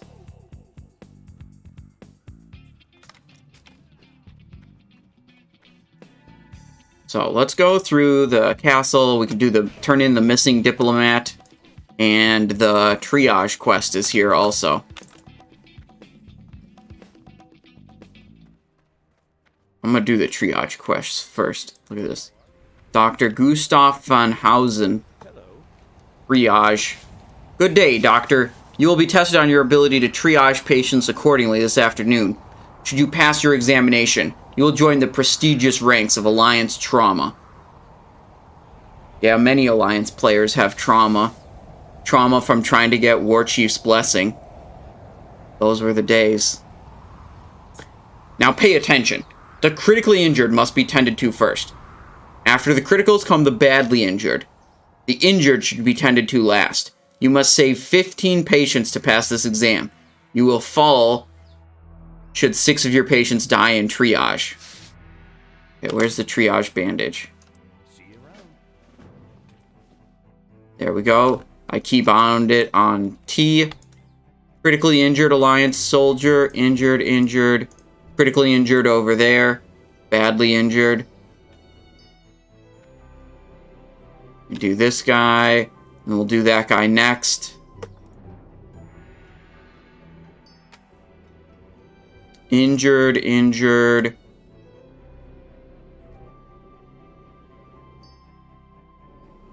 There's no more critically injured that are spawned right now or badly injured, so we go to injured next.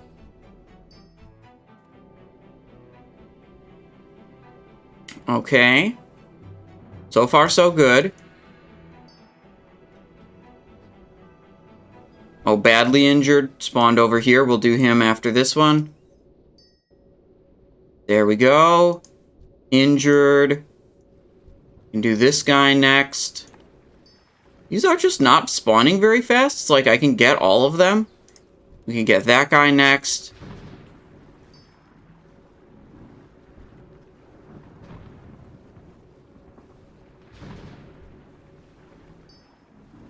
Injured. Badly injured right here.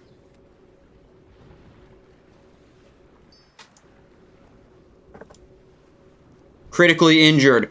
Oh no. Go quickly to that guy, and then there's a badly injured right here.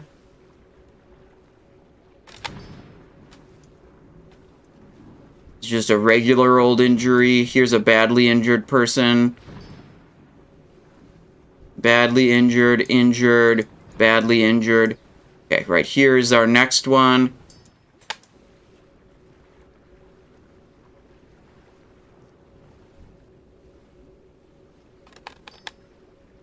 "15 patients saved. Quest complete." There we go. What can I do for you? Triage. First aid. Hell yeah. Boom. 3,900 experience. Return to me when your practice has expanded. Now I shall train you in the ways of more advanced medical arts. Okay, let's just craft a bunch of bandages. See if we can get enough skill points that he'll talk to me again. I mean, I might as well turn this all into bandages right now. I mean, like, why not?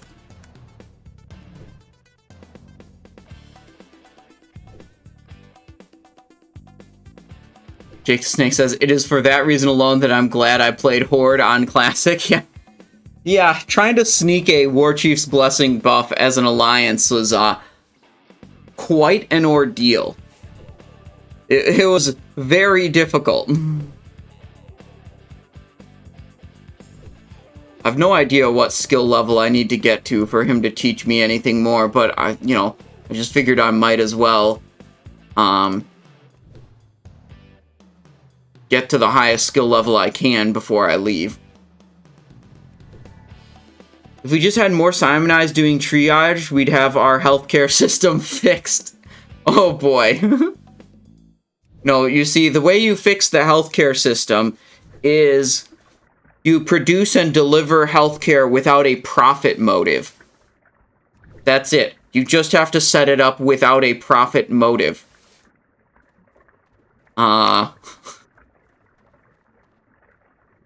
It's easier said than done, but that's really all it takes to, you know, make it accessible. Stalking pants? Okay. 6 agility, 6 stamina. But we've got 18 agility, 6 stamina.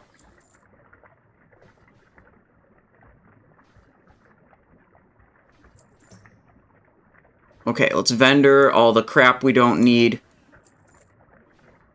Oh, we should get rid of that. Silk cloth, I can vendor. Lion meat. I think I can cook almost all of these. Broad claymore, syndicate emblem, we can destroy that. Fade leaf, large fang, bristly whisker.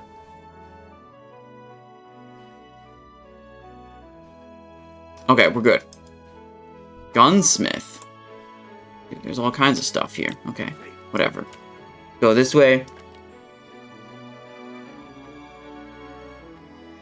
Turn in this diplomat quest. I assume it's upstairs here. Commander, whatever. Sounds like someone who'd be upstairs, not downstairs. Yeah, here we go. What do we got? Clerk Lendry. Hello, Clerk Lendry. I have an appointment with Commander Samwal. Yes, sir. Go ahead. Okay, thank you. Go ahead. We gotta talk to the clerk first, of course. What can I do for you? Pleasure to meet you, Simonize 2. I am Commander Samwal.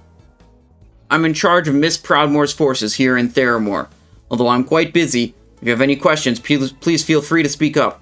I might have to keep it short, but there's no reason for me to be rude if you need my help. If you plan on traveling out of the city, I'd suggest you be careful. Besides ogres, orcs, and murlocs, the southern part of the swamp is filled with dragons. Hendel. Yes, I know the man. But why would you need one of my soldiers? Elling sent you to find him. I don't like the sound of that. Elling wouldn't have you come to me first if your business wasn't troubling. I understand if you can't tell me what this is about, but know this. I have a duty to protect these lands. If you're going to cause a disturbance, then I suggest you inform me of whatever you can. I believe Hendel was stationed at the first tower outside of Theramore. Be cautious. I think this is the questline that will forcibly flag me PvP. And right when we get to that point in the questline, we're gonna stop doing the questline and not be forcibly flagged PvP. So, there's that.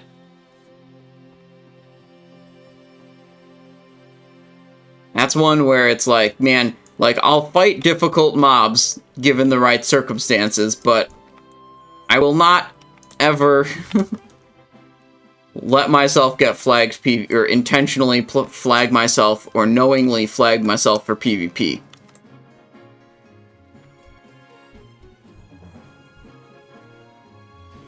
Okay, we got those turned in. Let's go to the inn. What's this guy? What does he want? Mudrock soup and bugs. Do I really want to do all these? Speak with Captain... Bro, dude, we were just over there. Whatever, fine. We have to go back into there.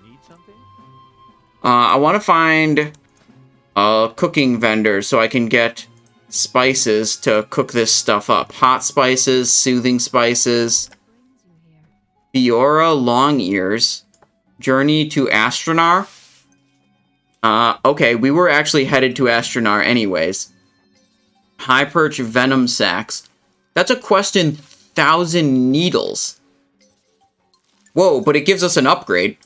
Okay, I'm interested. We're doing it. Forked mudrock tongues. Sure, whatever.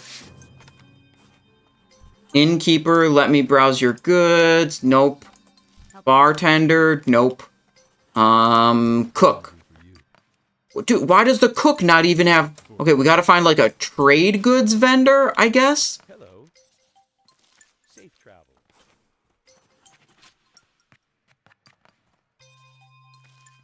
Sometimes there's other vendors upstairs. Explorers League, no. Nope. Okay, we gotta find a trade goods vendor to find these spices so I can cook up the animal meats in my inventory. It's important.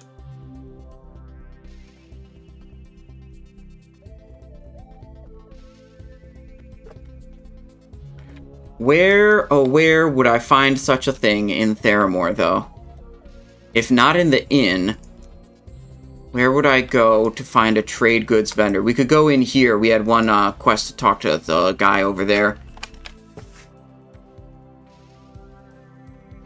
Is there a thing by Mudrock Soup Quest that just wants you to bring some vendor item? I have no idea. I don't know what this Mudrock Soup Quest even is, so I haven't looked at my map to even know where it sends me. Okay, this was Chef. We talked to that NPC before, and they didn't have the spices we wanted. We'll go back up here.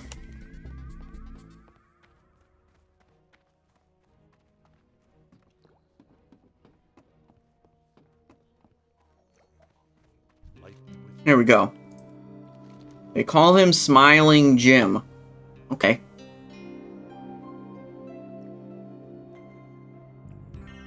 Shady Rest Inn was burnt to the ground. We're investigating, but haven't had much luck. They just say to go to the Shady Rest Inn, which is like here, right? Holy crap. Forked Mudrock... Wait, this is everywhere. Are these turtles that we're supposed to kill? I guess. Okay, we still need to find this trade goods vendor.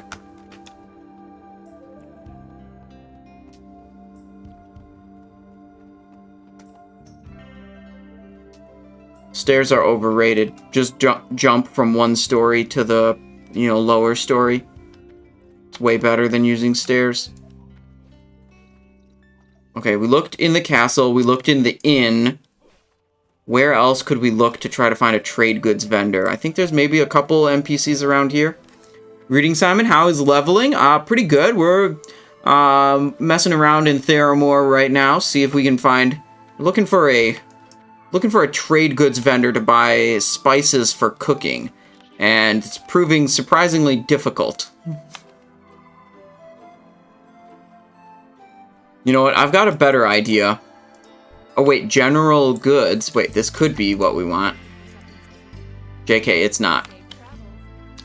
We could just leave and go to Ratchet, because I'm certain I can get spices in Ratchet.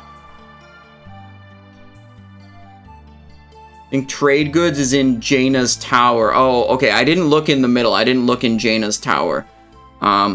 I looked in the castle, I looked in the inn, I looked at 2 different NPCs that were called Chef, and neither of them would sell me spices. So that was a bit of a, letdown there.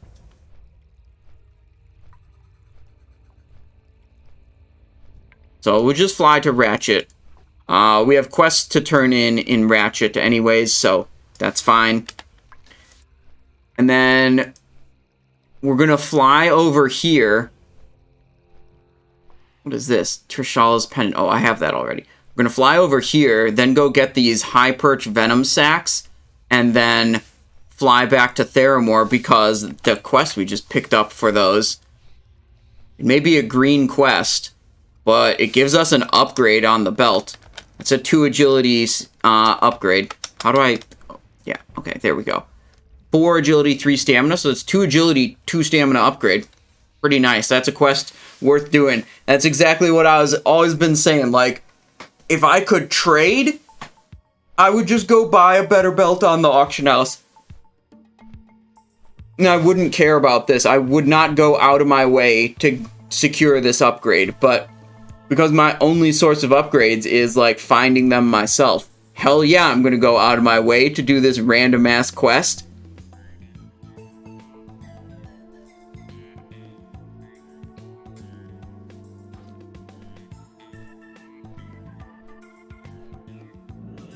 What's he doing? He's like dancing. Okay. 2 quests to turn in here. Gazlo. Master Goblin Engineer. Journeyman Engineer. Oh, this is the engineer's place. Engineering Goods. Goblin Sponsorship. Pozic sent you.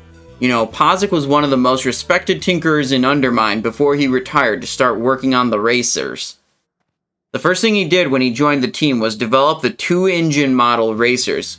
Could be that the businesses will suffer without him working with the Tinkers Union, but who cares? They're nothing like the races. This is a follow-up from Shimmering Flats. Back to what you came here about. I know I promised Pozic that I'd deliver a new fuel regulator for him, but I still haven't received it yet. Revelgaz over in Booty Bay said he'd have it shipped over, but it might be it slipped through the cracks somehow. If that's true, there's not much we can do about it. We can at least find out if it was dispatched from Booty Bay. Check in with Wharfmaster Losgill over there. He should be able to check the cargo records. Back to Booty Bay. All these go all around the world type of quests, man. There's no shortage of them in classic World of Warcraft. Go halfway around the world to talk to one guy, because we don't have cell phones. Should I buy more bank space? Nah, I should not do that. Should just decide that some of this stuff is useless. Like, do I really need 66 Mage Royal? I think I don't need any Mage Royal. Goldthorn, Winter's Bite, Khadgar's Whisker, Fade Leaf into the bank. We're gonna vendor that stuff. Bruiseweed, King's Blood. Nice, okay. Good herb supply. Pretty sure I can delete this. Do I have anything else I want to dump into the bank? No, not really. Okay. Unlock this. Only good in TBC Plus for the Choco Cake? Oh.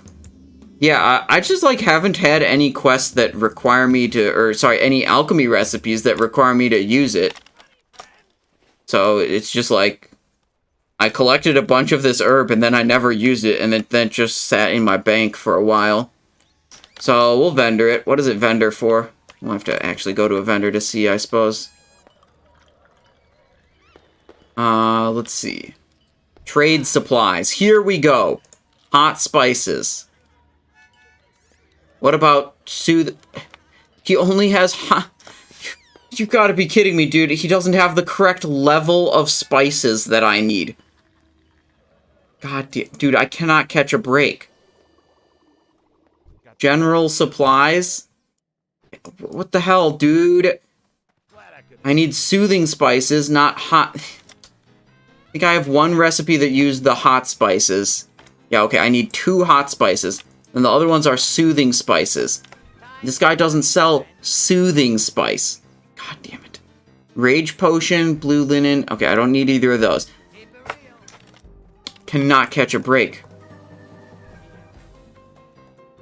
Fisherman. Innkeeper. Spring water. Well, we tried. We'll make a couple more of these.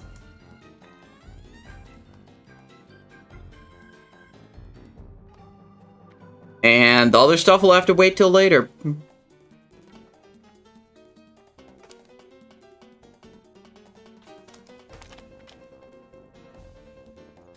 Now, where is this quest? Wharf Master Dizzywig. The boat's here. We could just take a quick trip over to Booty Bay. Turn in the other Booty Bay quests we have. Which I think is Just the one. Apparently. Wait, I thought I had more. Whatever.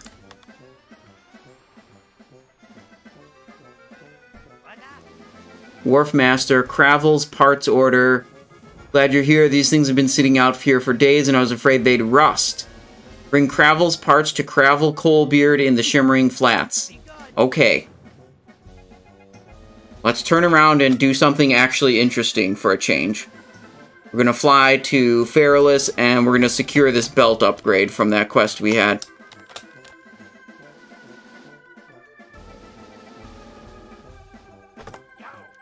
Go here, and go there. Oh, we could go to Gadgetzan and then north up to Shimmering Flats also. Booty Bay Cook should have your cooking spices for sure. I would hope so. We'll make it there eventually. The boat wasn't there, and I didn't feel like waiting. So, we'll go off and do something else, and review another death clip. Hunter Grief. Yeah, we're not going to watch that one. What was I thinking? That sounds like a good clip. Let's check it out. 51 seconds. Appropriate length for a clip.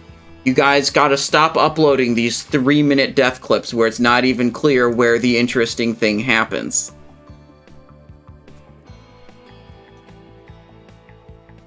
Face off against Vorsha. This is like a quest thing. They're gonna be spawns that like come in and fight or whatever. This guy's level 20. Wrathtail Myrmidon. Okay. Oh gosh, there's 3 coming at him at once.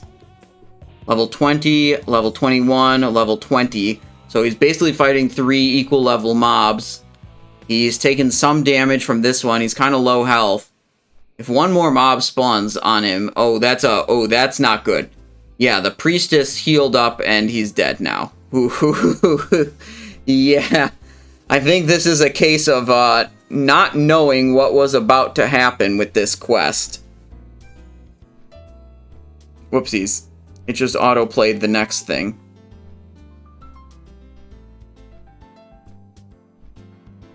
Where are we now? We're still in Theramore. Okay.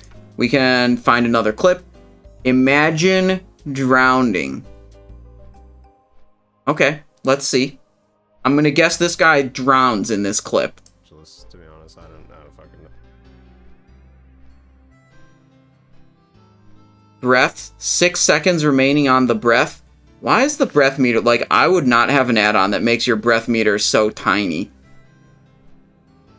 Look, he's got Vanquisher's Sword. That's the one we're gonna use. He's going directly up. He's gonna need to use that health potion.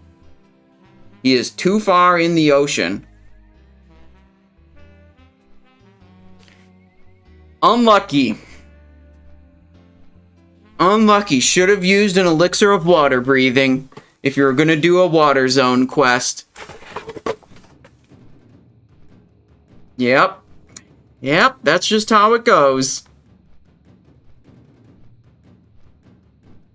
That was a good one, because he was, like, really close to making it.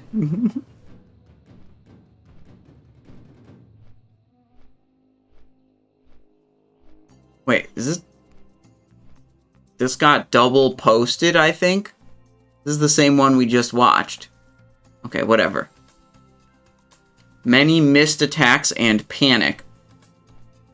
We nearly died in Westfall against a boar. Okay. We literally had a situation where the boar attacked us. We were at 13 health. And we dodged the attack. And then killed the boar. And if we didn't dodge that attack, we would have been dead. Okay, that's a lot of dodges. Hang on, let's back this up. Parry, miss. Parry, he keeps getting hit. He's attacking, he's doing okay. Parry, parry. Dodge. Yeah, he's just not killing the boar. Dodge, miss. Parry. Oh no! Oh no! The gouge didn't even land. You saw he tried to gouge and then bandage? It's a good strat that I've used before, but the gouge didn't even land. Oh no! That's a feels bad. That's a big feels bad. Oh my.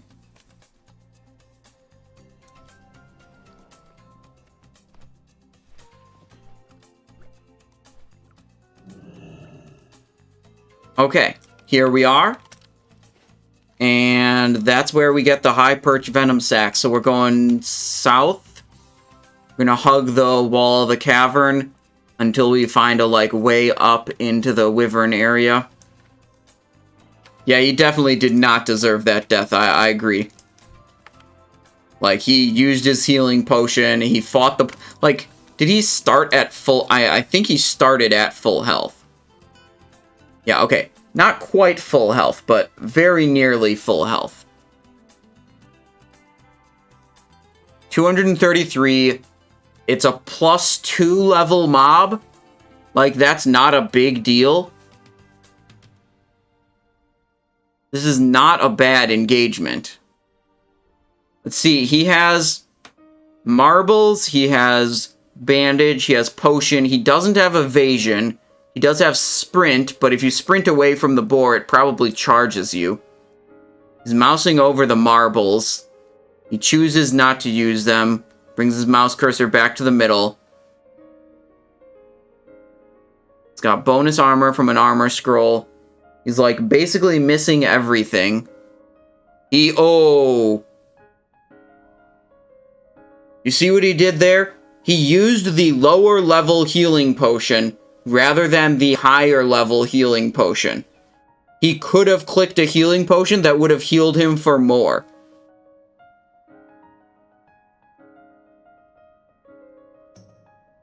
He doesn't have... No blind. You don't have blind at this level.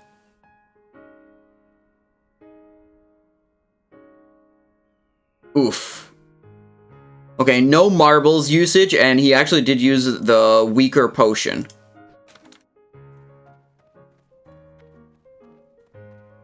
What's next is Throne.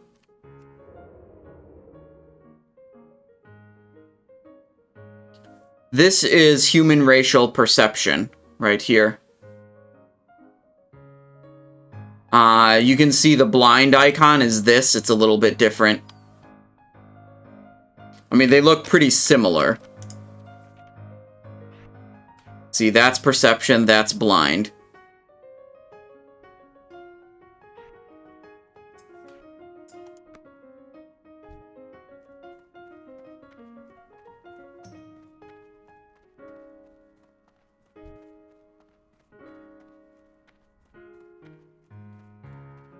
Ever fought a boar IRL? No. No, dude. I don't go out, like, fighting boars when I go out for my morning runs. I just, like, run around the local streets and then go back home and take a shower because I'm gross and sweaty after doing a run. Why not? Well, first of all, there aren't any wild boars where I live. So there's just, like, it's not an option unless I was traveling with the specific intent to fight a wild boar. Best I could do is fighting a wild turkey. Which I'm just gonna choose not to do, but that's at least an option where I live. Simon's playing... Yeah, turns out IRL is actually hard mode, or hardcore mode.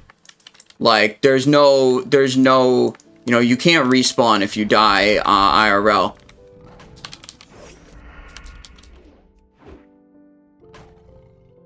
Seen some guard dogs having to be put down after encountering boars on the farm. Like the guard dog just gets mauled by the boar, is what you're saying? I believe that.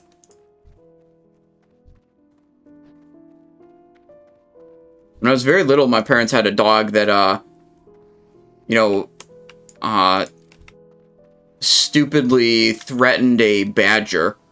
And had, like, backed a badger into the corner. And it's like, man, you don't fuck with badgers.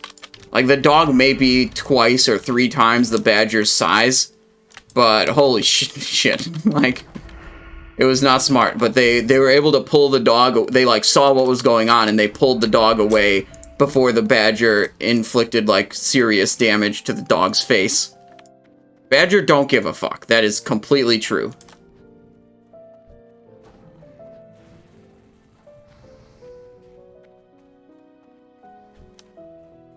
Wait, these are literally gray mobs? Are you serious? But the quest itself is green and gives me an upgrade, so we're doing it anyways. Oh, the level 30 ones can give me experience. But 29 and 28s are not going to do it.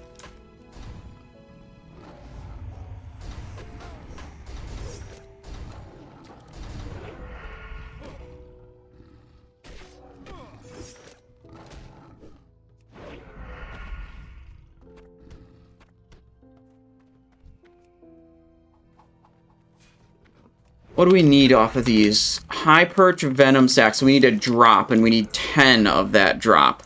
Now we have 2. Let's put instant poison on both of my weapons here. And keep wandering around.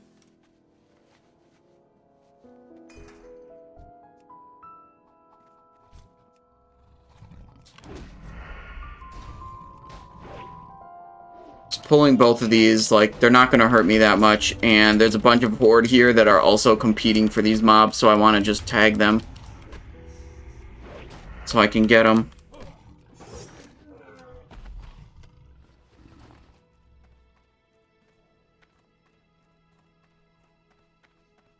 I'm completely out of potions. Just realized. Oh well, whatever. I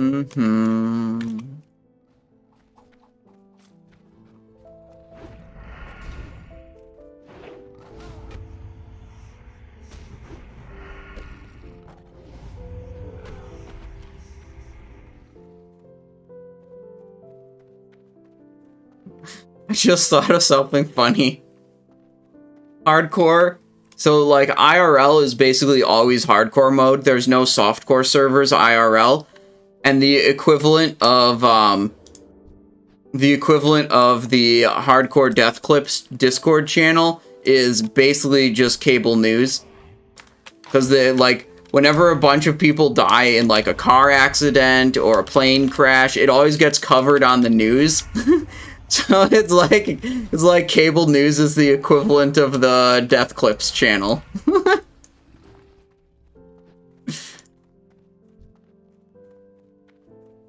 How about heart revitalization? Oh, like if you're like technically dead for just a couple seconds, and then like the medical team is able to revive you. I mean that doesn't count as a death. That's an appeal. Okay. It's like you did die, but the mods appealed it. So, you're good.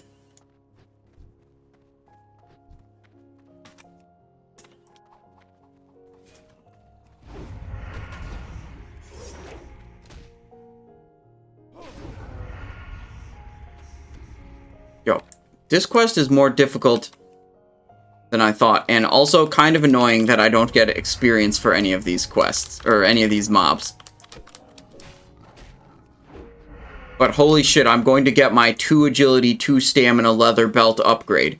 It's not quite as good as a 4 strength, 4 stamina leather belt upgrade, you know, like, that's legendary status, but, like, this one's pretty good too.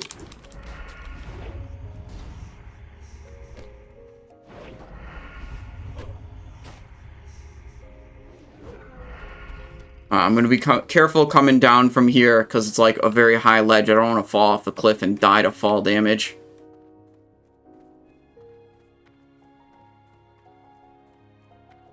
Go back down into this area. Maybe there's more mobs we can kill. Dude, there's just like way too much horde here. That's what I say. A PvP flag and fight them. I'm sure we could handle all of the horde here at once attacking us.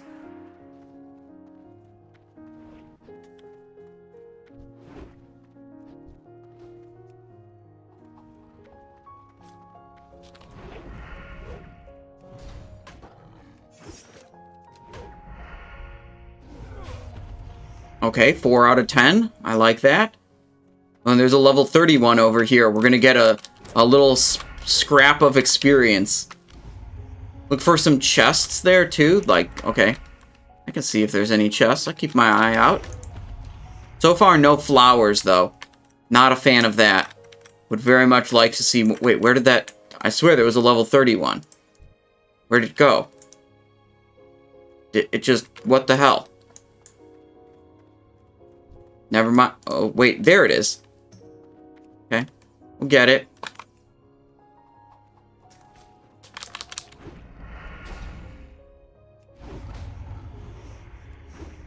Okay, how much experience do I actually get on these level 30 mobs?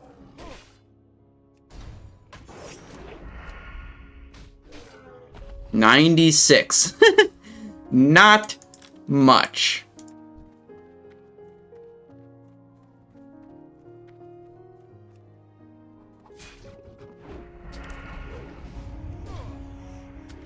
But at least the mobs are pretty plentiful. Even with the competition, you know, we're not struggling to find mobs to kill, so that's good.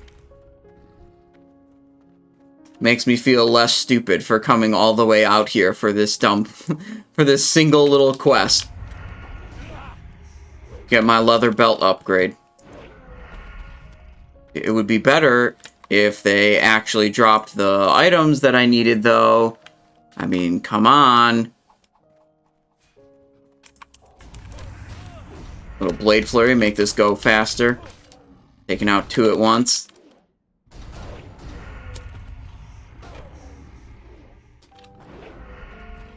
Okay, 5 out of 10, halfway there. Ooh, spawn right on top of me. I'll take it.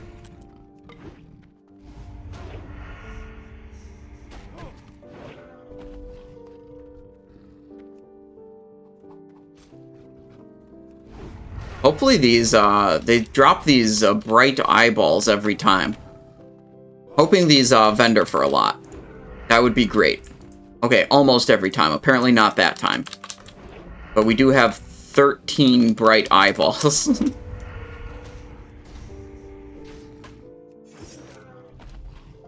14.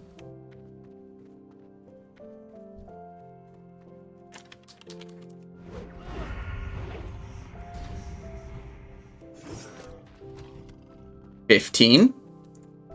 Only we could just, like, you know, get the quest item instead of the gray item. If only they stack to 10 or 20. Yeah, that's a little bit of an issue that they only stack up to 5. But, you know, whatever. We're not going to be here so long that it's going to be a issue, I hope. He says, nervously.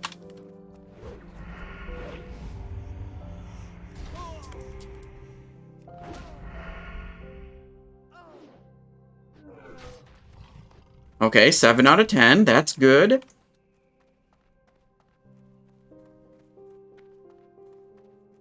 Was it the bats in EPL that drop eyes which sell for a bunch? I have no idea. What? I don't know.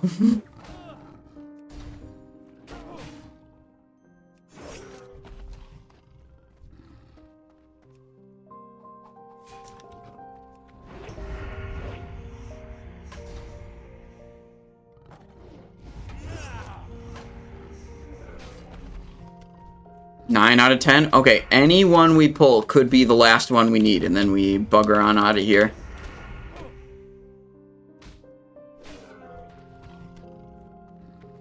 We're now up to 18 bright eyeballs.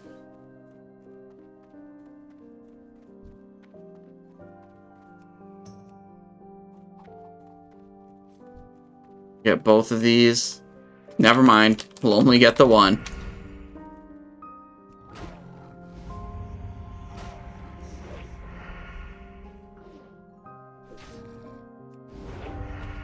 There we go, we're done.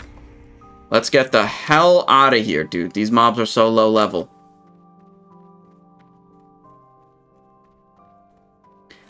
Back we go to the flight point, and then we fly back to Theramore, or we could fly to Gadgetzan. We'll see what links up We can go to Gadgets and to then go to Shimmering Flats would be the plan.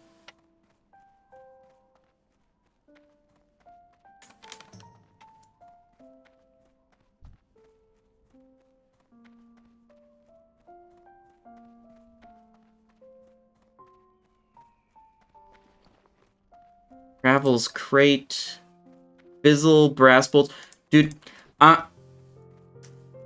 the last couple levels, I've had so many quests that send me from here to there to here to there and back and forth. And, like, I actually kind of enjoy it. I get that it's, like, super inefficient for leveling. But it's kind of cool.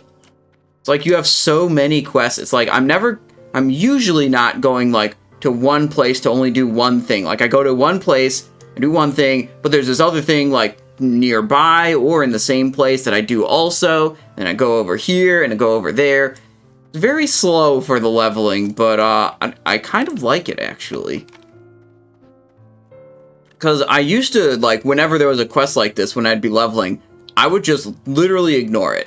I'd be like, oh, I have to go one continent over, or one zone over, even. I'd be like, skip this quest. Will you get Mount at 40? I hope so. We're gonna have to do a bit of a raw gold farm to make that happen. Because we're not quite there. We only have 56 gold. We need 9. We need a lot of gold. What are these? Selling for about 2 silver each. Not very good. Okay. From here, we fly to... Yeah, let's go Gadgetzan. We'll do the quest in Shimmering Flats. And then from Gadgetzan, we'll go back to... Theramore.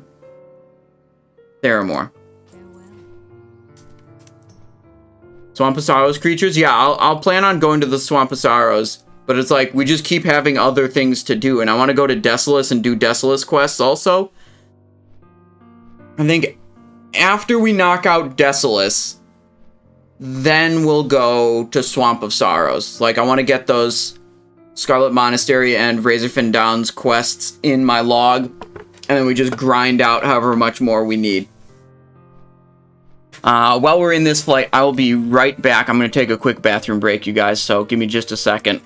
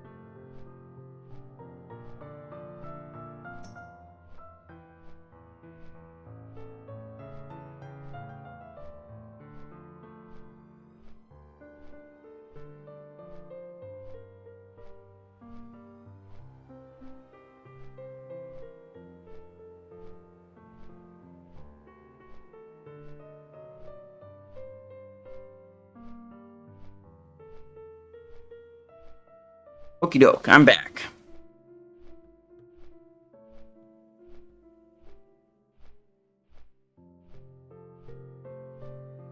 Yeah, the base cost, Irvinen, is 100 gold. It's like 90 for training and 10 for the mount itself. But then you can get a 10% reputation discount for each of those to drop the total price down to 90 gold. If I start giving some decent coin, also that level range, yeah. Is that a Mongolian hat? It is a Ottoman or Turkish Bork hat, it's called. Let's see. I like it. I know you can't tell, but this is very fluffy. Oh, it feels good. That part of it, I like it. Okay, from here we go north. Our business is not actually in Gadgetzan or Tanaris, but this is just the closest flight point to the Shimmering Flats. And that's where our business actually is. Send a sprint. Just get there a little faster. Shimmering Flats is a fairly low-level zone. I'm not afraid of encountering any danger. I don't like generally just like sprinting for no reason, to just like get places faster. Because sprint is a really good thing to get yourself out of danger. But like, if you're not even fighting things and not planning to fight things, like you might as well use your sprint to move a little quicker. You just killed a noob with 50 tries left on PTR. This makes me positive for the raids on live servers. Awesome. Yeah, we were able to do some progress with the guild last night.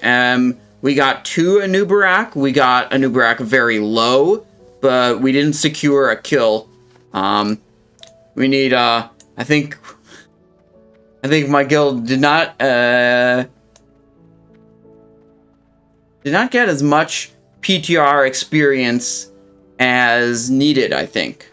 You know, the first PTR session was kind of difficult because, like, we got very short notice. The second PTR session, I don't know, it's like we just didn't have, like, a lot of signups to make it happen very much. So, we'll see. We have one more PTR session with the guild tonight. Hopefully that goes well. Hopefully we can, you know, clear the instance at the very least, and then, like, maybe do it again. Try to get the strategies a little more refined.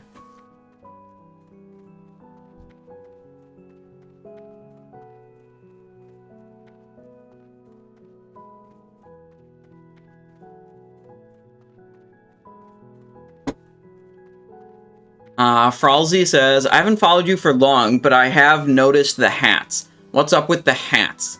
Well, I just started wearing hats on stream, and I have a lot of different hats. And then people would get upset when I wouldn't wear a hat. And they'd be like, Simon, why aren't you wearing a hat today? And I was just like, alright, at this point, I'm committed. Like, it's just a hat stream now. Great, you got them.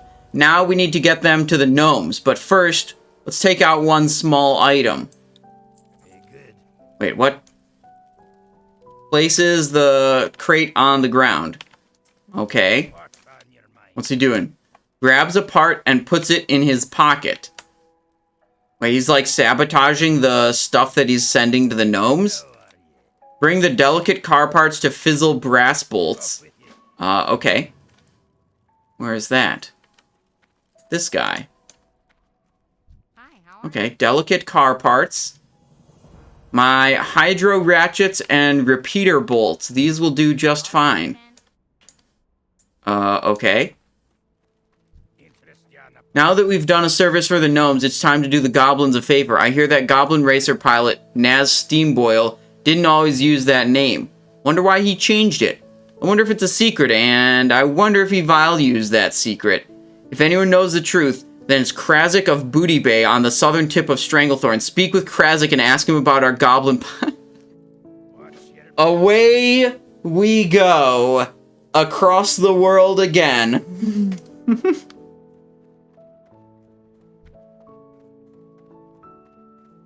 South. We'll go back to Theramore. So we south to Gadgetzan, then we fly to Theramore, turn in our quest to get our thing, then we fly to Ratchet, and from Ratchet we go to Booty Bay, turn some stuff in, and then probably boat back to Ratchet, and from Ratchet we fly to Astronar, we got a quest to turn in there, then we go south into Stone Talon, then into Desolace. That's the plan right now. The plan is subject to change on a whim, if I feel like it. But that's the plan.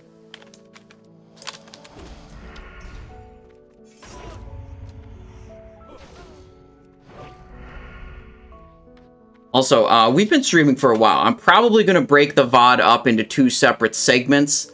So let's redo a little YouTube intro right now. So if you want to say hi to the YouTube frogs, now's your chance. So we'll like end the VOD from there, and then we'll like have a new one for the. It'll be split, and you know the drill. Hello, my name's Simonize, and welcome to another Simonize stream. We've been going for a little while doing a hardcore classic today, doing some dangerous quests up in the Alterac Mountains above Southshore, and we're here now in the Shimmering Flats, going back and forth across the world for all kinds of quests. These dang goblins, they keep sending us back and forth from Booty Bay to Ratchet to Theramore to Shimmering Flats.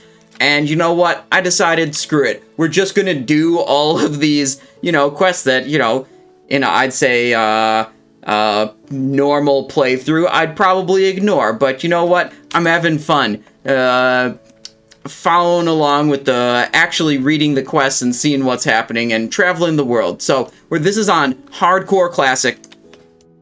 This is our level 37 rogue. We're doing well. And we've never died. On Hardcore, if you ever die, you delete the character and start over. So it's pretty serious business. You gotta be careful. You can't just, do whatever quest you want or, approach whatever mobs you want. You gotta be careful. If you're watching on YouTube, there will be a lot of timestamps down below if you want to jump ahead to different parts of the video. And also, if you're watching on YouTube, we might be live on Twitch at the very moment that you are watching on YouTube. So you could pop over to twitch.tv/SimonizeShow and, see if that's true. We are live 6 days a week. Usually not, Mondays is usually the day we are not live.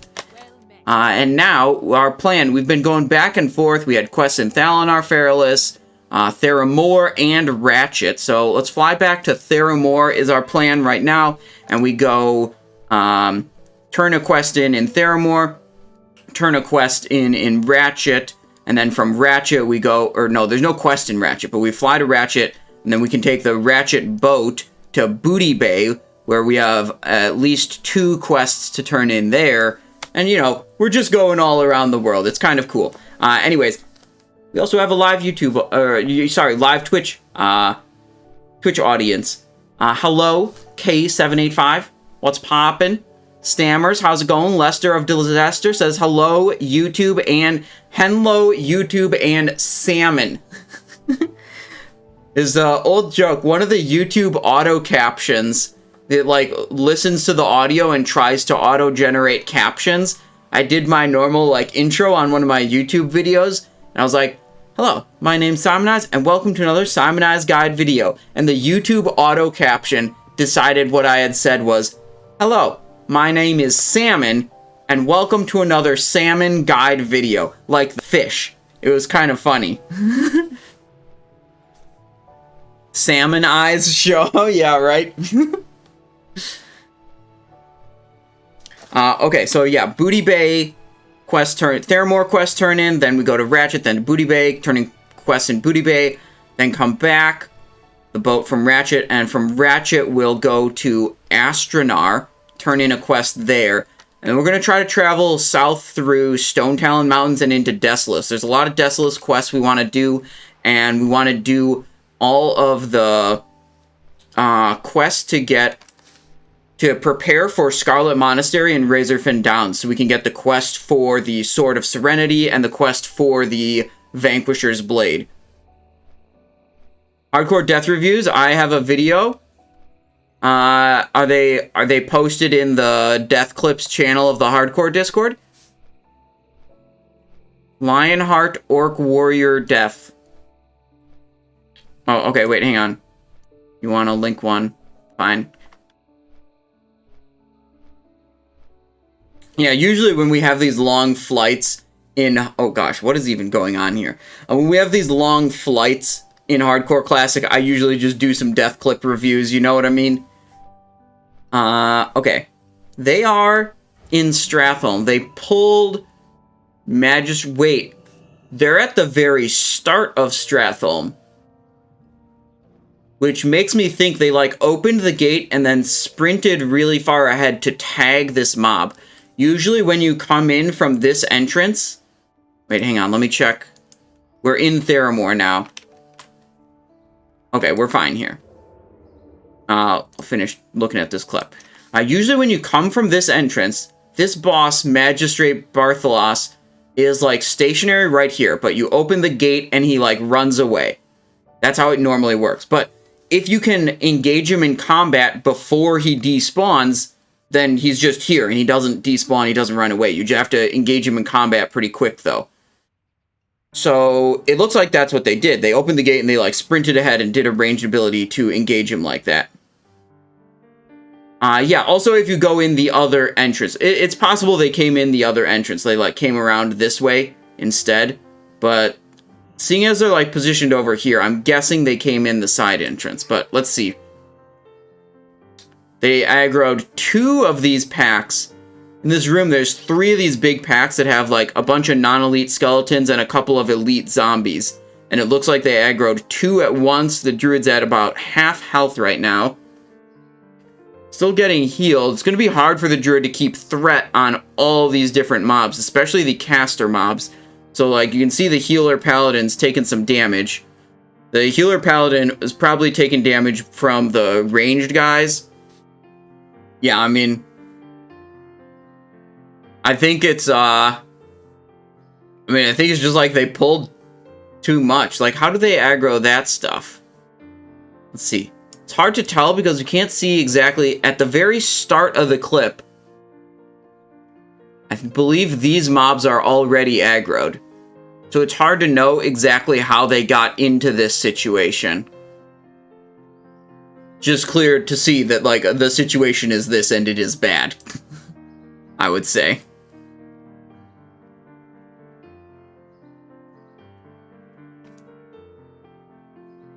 Okay. We were in Theramore. We were, just a moment ago, we were in Thousand Needles killing some wyverns over here because we got a quest to go kill them, and that quest gave us an upgrade. A 2 agility, 2 stamina upgrade over this. You know, we're going to get a belt with 6 agility, 5 stamina. So yes, we're going to go, you know, 3 zones over, kill a bunch of mobs, and then come 3 zones back to secure that upgrade. Because how else are we going to get upgrades? This is hardcore. We can't trade. Boom. And if I could have traded, there is no shot I would have done that quest. Because I would have just gone to the auction house and bought a slightly better belt. Boom. Look at that. Windborne belt. See if there's a vendor here. See you around. Hey there. Vendor the old one. Have a good one. Out with the old, in with the new. Okay, this is our one stop here. Now we gotta fly to Ratchet. We probably have time for one more death clip review.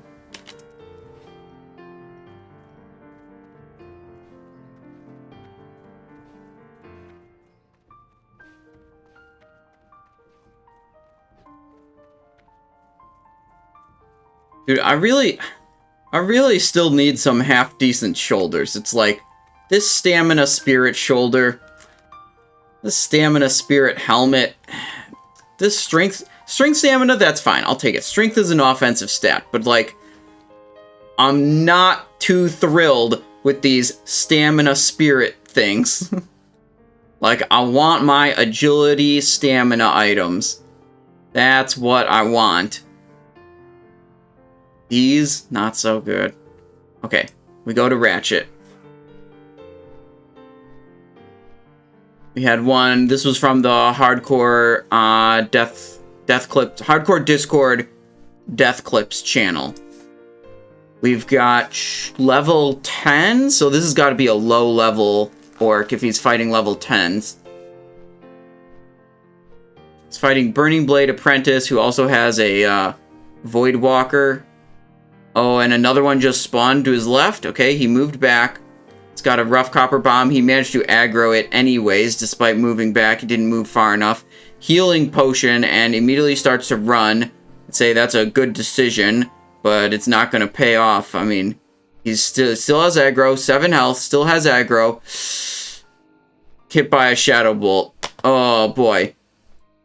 Okay, is there anything he could have done better? I think. So what's he doing here? At the start, he's fighting the Burning Blade Apprentice, and like dealing damage to it. He put a rend up, and then for some reason he changes target to the minion. I don't know what his thought process is here, but generally you want to kill one mob and not like spread your damage out when you're dealing single target damage. Because like the sooner you kill one mob, the less damage it's able to deal to you. Whereas you spread your damage out and kill both of them slowly, they both kill you for the entire time, or are attacking you for their entire life. So I think the critical error is here. He sees this spawn, and he moves away, and he just doesn't move far enough. I mean, surely he thinks he's moved far enough, because he, like, stopped moving. Like, he noticed it, he moved away, that was good. The error is, he didn't move far enough. And pretty much as soon as he realizes he's aggroed them, he books it. He's like, alright. So, like, it was actually, like, overall good awareness. He used his healing potion. He's trying to get away. Like, so just the little error of not moving far enough got him killed. Okay, here we are. We're in Ratchet. We're gonna take the boat to Booty Bay. Not going in Skull Rock is a good idea in general. Is Skull Rock the cave that he was in? I don't know the Horde zones very well. I assume that's the name of the cave that he's in. Alright, we got Tauren, level 32. Undead, level 34. Druid, level 14. 17. Was this Human Priest? We're all just waiting for the boat. As a warrior, you really should wait before going in there. Yeah, warrior is certainly one of the classes where you're really not good at fighting higher level mobs. Like, really not good. And rogue is almost the complete opposite. Rogue is actually very good at fighting higher level mobs. Like you saw earlier, I was 37, and I was just like pretty easily taking out level 40 mobs that were +3, you know? And part of the reason for that is with rogues is you just baseline have so many good talents. Dodge chance, parry chance, hit chance, weapon skill down here, it's a little bit higher level, but like all these things, dodge chance, parry chance, hit chance, weapon skill, those are basically counteracting the negative effects of fighting a higher level enemy. Like, what makes fighting higher level enemies so difficult is they just have higher chance to parry your attacks because, you know, that's a calculation of your weapon skill versus their defense skill. You know, you have less chance to hit them because, again, you know, your level versus their level. You know, you have lower chance to dodge or parry their attacks. And all these, you know, just great passive talents that Rogue has, you know, counteract that. And it's great.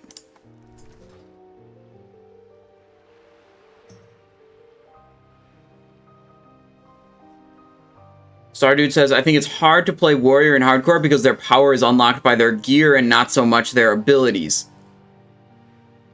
I'm not a super warrior expert, but I believe that's true. I mean, like, the main thing about warriors is, yeah, they scale with stats better than most classes.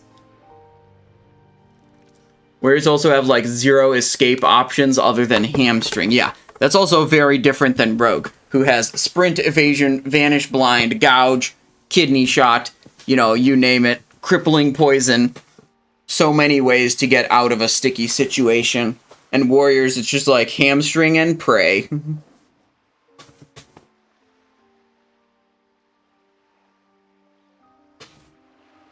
Beans Green says they should get plate at level 20 and not 40. Put some plate in the game.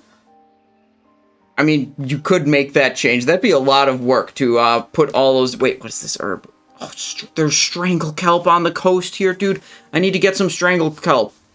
Kind of want to jump off the boat just to get the strangle kelp, but I'm pretty sure that would leave me in a bad situation.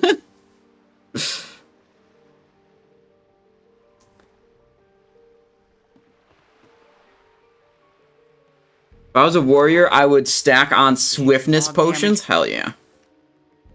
Moosty coming in with a tier 1, coming back for 10 months of support. Thank you very much, Moosty. You like broccoli? I think broccoli is pretty good.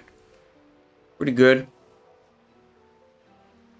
I don't like a lot of green foods, to be honest, but broccoli is one that I say broccoli is alright.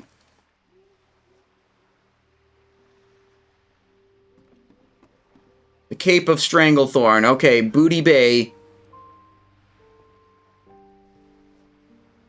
With Warrior, you need to either go Engineering for Grenades and Target Dummy, or Alchemy for Buffs and Swiftness Potion to provide yourself some kind of escape mechanisms, yeah. There we go. Wharfmaster Losgil. Goblin Sponsorship. Speak with Baron Revelgaz. Good enough. I think our other quest sent us to him anyways. Broccoli and the Simonized Sim Sheet saved my life. Glad to hear it. Broccoli, best vegetable. I think the best way to prepare broccoli, I mean, like, I think the best thing for broccoli is to have it be part of another dish. Like, if you have a, like, fried rice, chicken fried rice and vegetables that you can get at,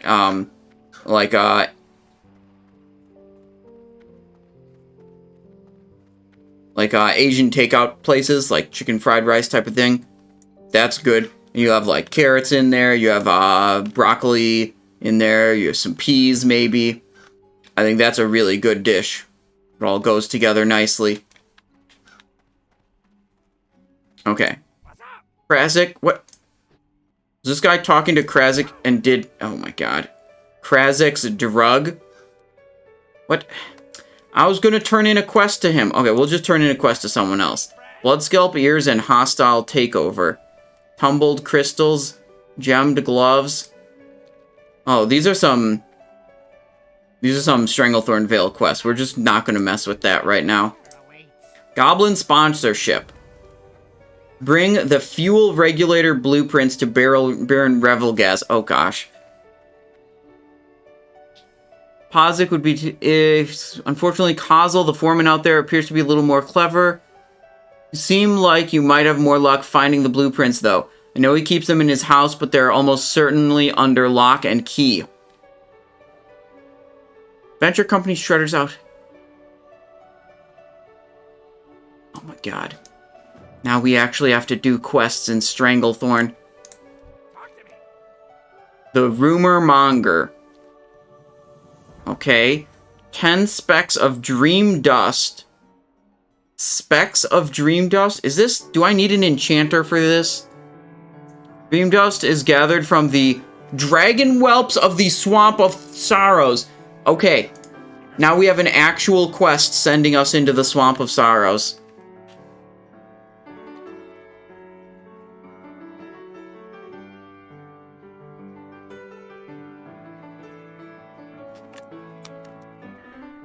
Okay. I mean...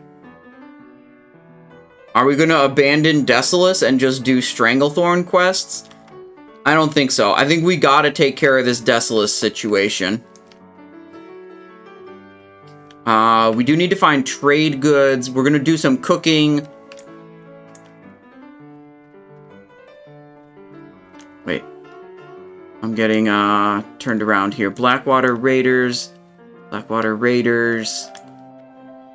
Innkeeper. Food and drink. Nope. We need trade goods. We want to make some potions. And we want to make some food. Yeah, he's not selling me what I need. Can I ask one of the Booty Bay Bruisers where to find, No, these won't tell me where to go. Unfortunate. Let's pull some herbs out of the bank and see what we're going to be able to make. Without Strangle Kelp, it'll be a little bit limited. Elixir of Agility, no. Fortitude, Steel Bloom, and Goldthorn. Yep, we could do those. Ogre Strength, Earthroot, and King's Blood. Yeah, we can do 6 of those. Elixir of defense, steel bloom, and strength. Dude, everything needs strangle kelp. Except for this. We need to make some of these. Bruiseweed, 5. Oh no, we only have 5. We can't make very many of these then. Oh wait, no. We have 24. We can make a lot. Okay. I didn't see the other stack of it. Okay, so we can make 5 of those. We can make that. We can make 5 of these. Put 1 back. Put 1 back. And then the other potion we can make is Fortitude. We'll make 5 of those. Now we just need to find the vendor that will actually sell us the vials, which is probably the same vendor that will sell us the cooking spices that we need. What's this guy? Seawolf, McKinley, Mistvale Giblets. No. Auctioneer? Okay. I was not expecting to find an auctioneer here. I was expecting to find a trade goods vendor. Superior Fisherman? No. Maybe we go into this building. Looks promising, I would say. There's just auctioneers everywhere in the city. If I was a high-level horde in hardcore, I'd be camping in Swampasaras, waiting for Alliance to accidentally attack the horde scouts patrolling the area. Yeah, well, we're just gonna not attack the horde scouts. It'll be fine. Superior Weaponsmith. Bland's Moonsteel Broadsword. I think that's used for one of the, like, quests. Engineering supplies, the, like, what is it? The Weaponsmith quest. You need to, like, craft a bunch of different weapons. Cook. Yes, dude, we found the spices that we needed. Okay. How many do we need? 2 for that, and 1 for that. 3. We're making 3 things. But he's not selling us the vials we need for our alchemy. This is a disaster. The Old Port Authority. Where? Oh, wait, no. I think I know. I think there's a poison vendor. And the poison vendor will sell me the vials that I need. I think the poison vendor's down here somewhere. Like behind one of these buildings or whatever.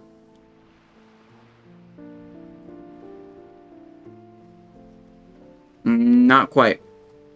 By the goblin transporter guys. Okay. That's over this way, kind of. There. Shady goods. This guy will have the alchemy stuff we need. Leaded vial. 5.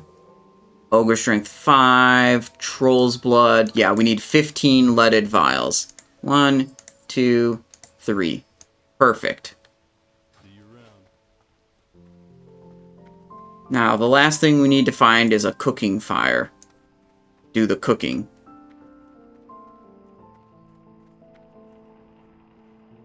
Would there be one in the inn? Track vendors with Questy? Can I? It's my Questy icon.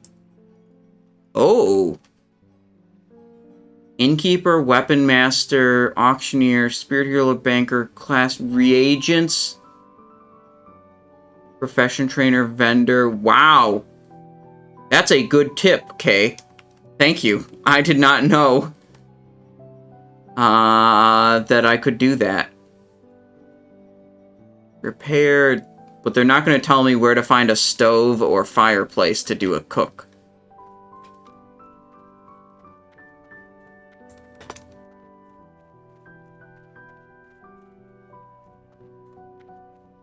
Any stove? No. Any stove? No.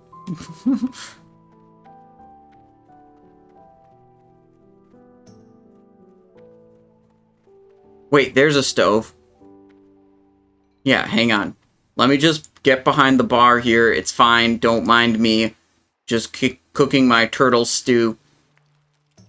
And my lion steaks. When are you planning to do Scarlet Monastery? Probably like level 41. I'm thinking I want to be a little bit higher than 40. So like 41, maybe 42.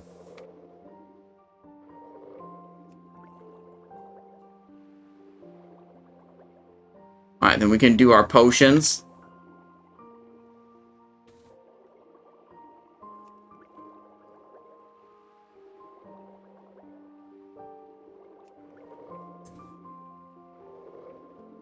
Really, we're kind of throttled on Strangle Kelp. This takes Strangle Kelp. Defense takes Strangle Kelp. Defense takes Strangle Kelp. And Fortitude, Defense and Agility. Okay, those are two really good ones. Like, really want to have some Strangle Kelp so I could make those.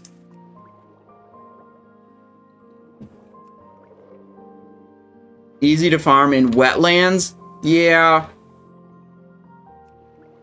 But I'm just gonna not, and hopefully I can level up my alchemy enough to not need to specifically go out and, you know, find something else good to do.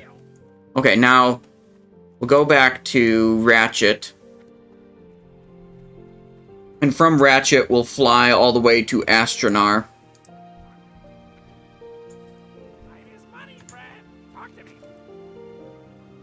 Check the cove north of Booty Bay. Whatever, dude. I don't want to do these Stranglethorn quests right now.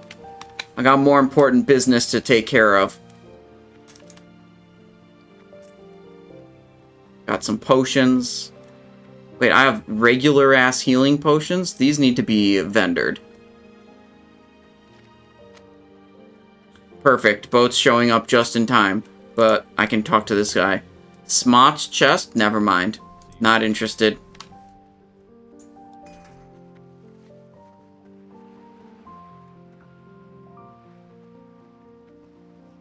There we go. I am super unfamiliar with Desolace as a zone, and also Stone Talon as a zone, and also Astronar. And we're going to go through all three of those zones. So hopefully there's nothing super dangerous that I'm going to, you know, die to. They're low-level zones, so I'm assuming we'll be fine. I know Rexar patrols in Desolace and Feralus, and he's like a super high-level horde NPC. So we don't want to run into Desolace.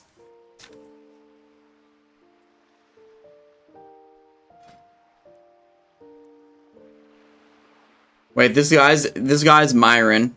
He's Myron, my mace.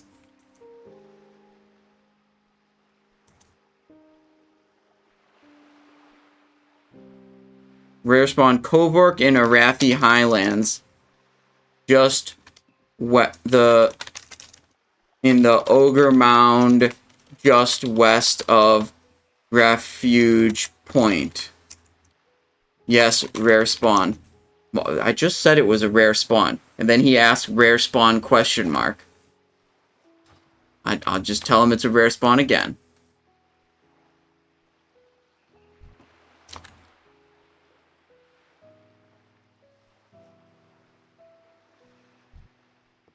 What's this guy rocking? Level 43 rogue. He's probably, yeah, look at, he's got the weapons. He's got the weapons that we're after. When we get a little more levels, we'll get those. Tundra ring, archer's boots, trip runners. Gnomish goggles. Oh, that's pretty nice. Rexar is red, but not aggressive. Okay, that makes him significantly more dangerous, but also I am not going to put it to the test. He also, at level 43, has yet to find a shoulder with offensive stats on it. He's rocking the intellect stamina. I've got these basically same stat line. Dark Tide Cape, I maybe should get that. Glyphed Bracers, that's just a BOE. So we probably just got lucky and found it. Yeah, pretty good stuff. Strangle Kelp. I'm afraid that if I jump off the boat to get one of these... I'm getting this one. I was gonna say, I would be afraid that, I would land in a situation that's not good. But I want the Strangle Kelp too much. There it is.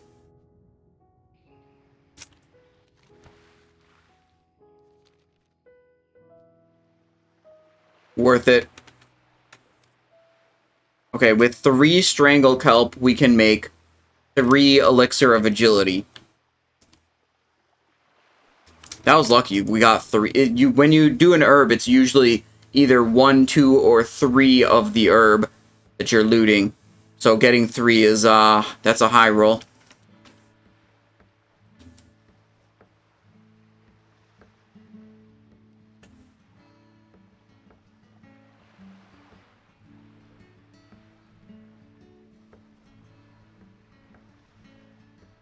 Any other Strangle Kelp spawning around here?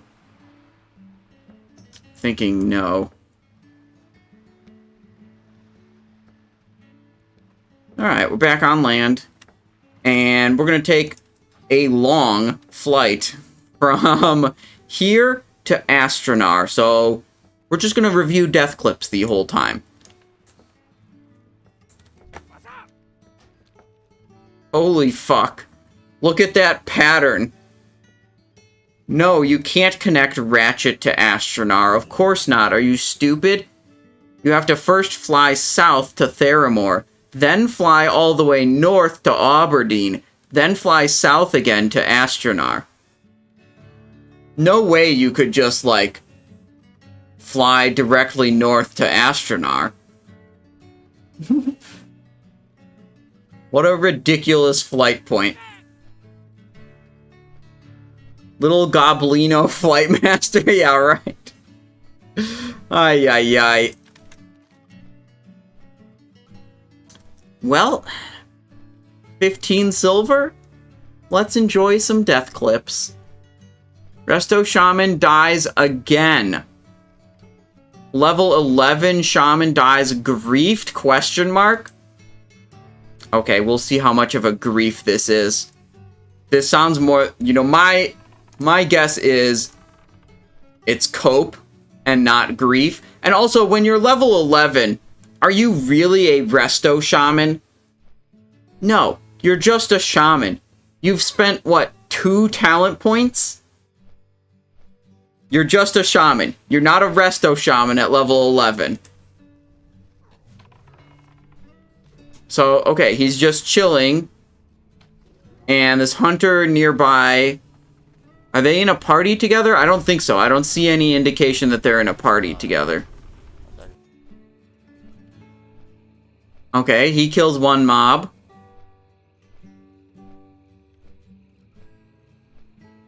Okay, next thing. Like doing some lightning bolts or whatever. Oh. He hadn't even spent 2 points. He spends the 2nd point mid-clip. Wait, we missed something here. Okay, he loots that. Hold up. That thing is in combat with him behind him. So, as he runs up here, he has shot this mob, and he's killing it. The hunter has the tag on the Voidwalker. The shaman doesn't bother killing the Voidwalker. So right now, the Voidwalker is behind him in combat with the hunter. Oh no, he did. Look, he did actually just drop combat. I thought he maintained combat status, but you can see his level right there. His level icon showed up instead of the crossed swords. Okay, so now he pulls these 2. He's like shooting it with lightning bolt, whatever. The hunter has pulled other mobs. And I believe... Yeah, I believe what's happened is they're all in combat together. And the hunter didn't really generate any threat on this guy. So because the shaman was healing himself and everything was in combat together, this mob is now aggroed onto the shaman.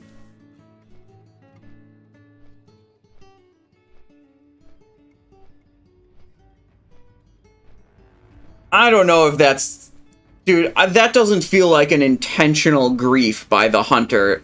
That just feels like this guy's dumb. And what do you know? It's another situation of we're in Skull Rock and some low-level horde have died. You guys advised me earlier, if you're playing horde, just don't go in Skull Rock. I say that's not a grief, that's just dumb. Level 53 Paladin RIP. Now that's a clip. Well, maybe it is. We'll see. Even a 53 can have a unsatisfying death. Okay, so Paladin level 53, two-handed weapon, seal command, probably a Retribution Paladin. Keen X Heart... Wait, no. This is my guild... I think this might be my guildmate. I have a guildmate Keen. Okay. So, we're in Feralis here. We got a level 50 a demon and a level whatever adept. What's going on here? This is like going to be a... Ooh, What was that, like a huge fireball crit or something? He's got 784 health. He killed the hound. It's just this fireball that's going to kill him. From 784 to 0. He's beginning to cast a holy light. You can see the impending heal right here.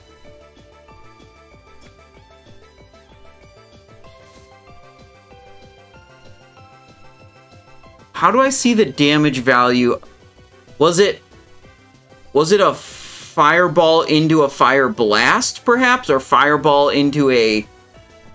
This looks like 480. Let me look at the interface. Minus 54, minus 62. These numbers that go up, these look to be the damage he's taking. How do we see the damage from that fireball cast? Minus 344 in the pink number. Yep. Okay.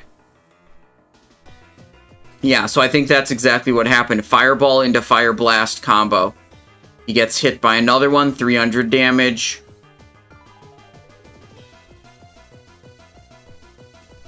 That's brutal. That's brutal. Destroyed. And, like... I don't know, like, he's got a potion up, he's got a Defiant Shield up, he's got a Lay on Hands up. I mean, I think he just evaluated this as like, yeah, the fireballs were dealing 300 damage to me. Like, he didn't even get crit, he just, yeah, like you said, neither crit. And, like, he just got 1-2 punched right there. Like, he didn't evaluate this as a risky situation, so he just didn't press any of these defensives that he could have pressed.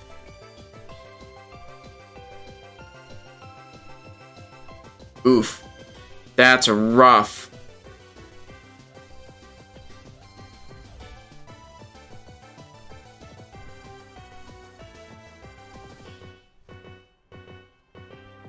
Oh, wait, we're flying over Desolace now. This is where we want to go.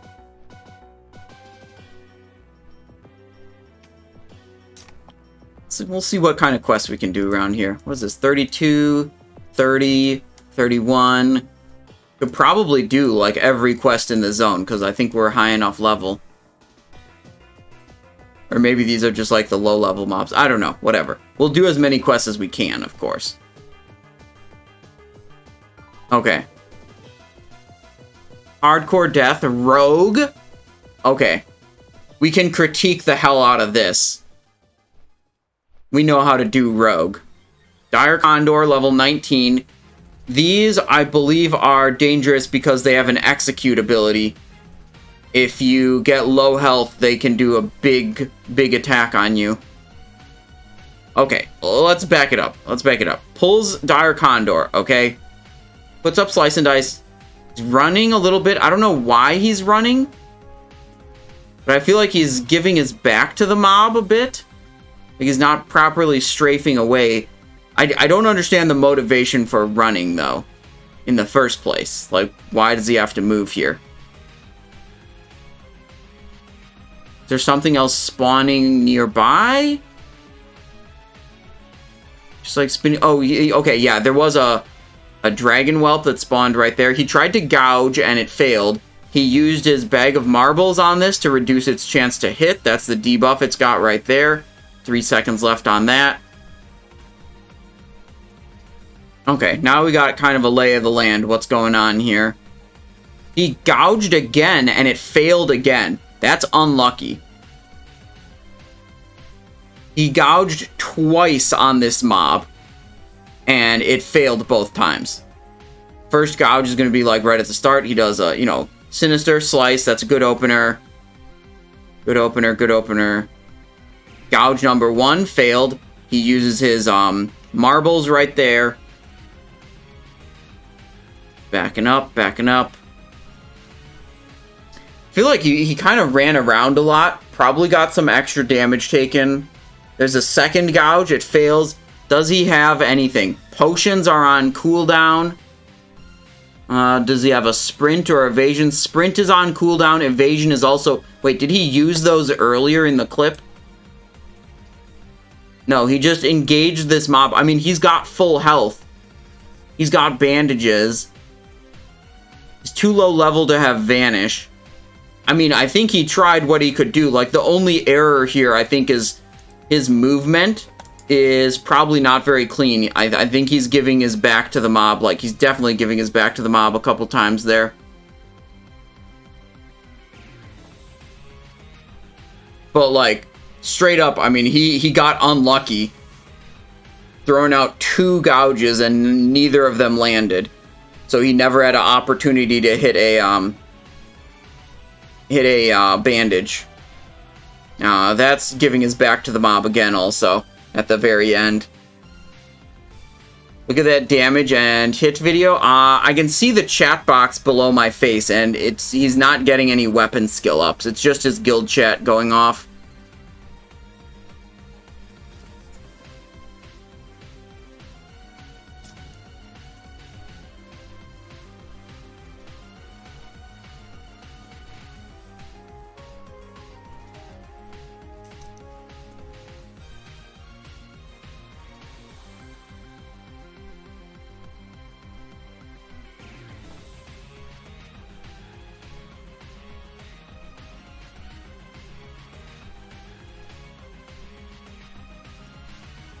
Oh, one of my guildmates on here was just saying that he was doing a quest in Swamp of Sorrows, so I'm asking him, safe to traverse through Deadwind Pass, and they're saying, yeah, okay. He's saying he's got the same quest as I do, the, like, something Dream Dust in the Swamp. Yeah, this one. Just wanted to double check with him, see what was up. Okay. 30 Paladin death, missed the jump? Oh gosh. What's this gonna be? What the? What on earth is... Okay, what on earth is going on here? This is Eliza. We're in Duskwood. And this is an elite mob, I believe. Part of a quest. 31 plus. I believe that means 31 elite. I'm not super familiar with his interface. Okay, so he has used Blessing of Protection on himself. And it looks like he's trying to jump onto this crate. He's now slowed. Yeah, he's fucking dead, dude. Like...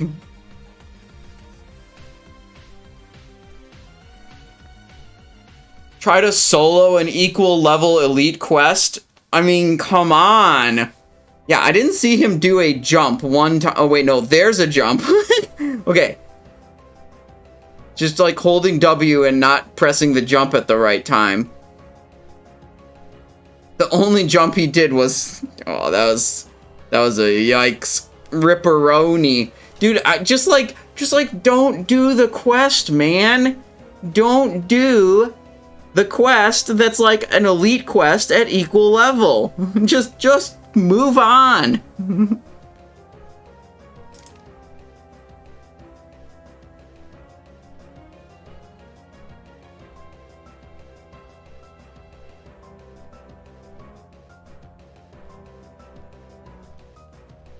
Okay, how close are we? I mean, we got time for one more. Hardcore death at 50? This looks like a mage. Hell yeah, let's check it out. He is tabbed out. Oh, okay. This is a lame clip. Okay. He's AFK. Oh, wait. Oh. He was... Okay.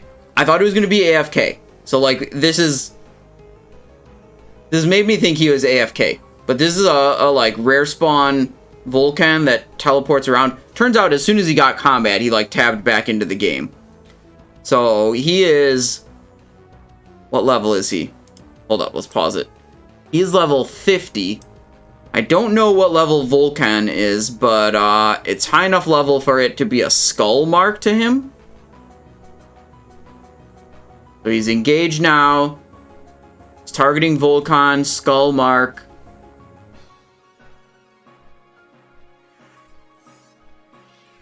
Dazed. Holy moly, did you see that damage from this mob? He got absolutely destroyed. Okay, he's got 1800 health. First melee hit was 706 damage. He absorbed some of it, and it removed his mana shield buff. He just got meleeed for 700.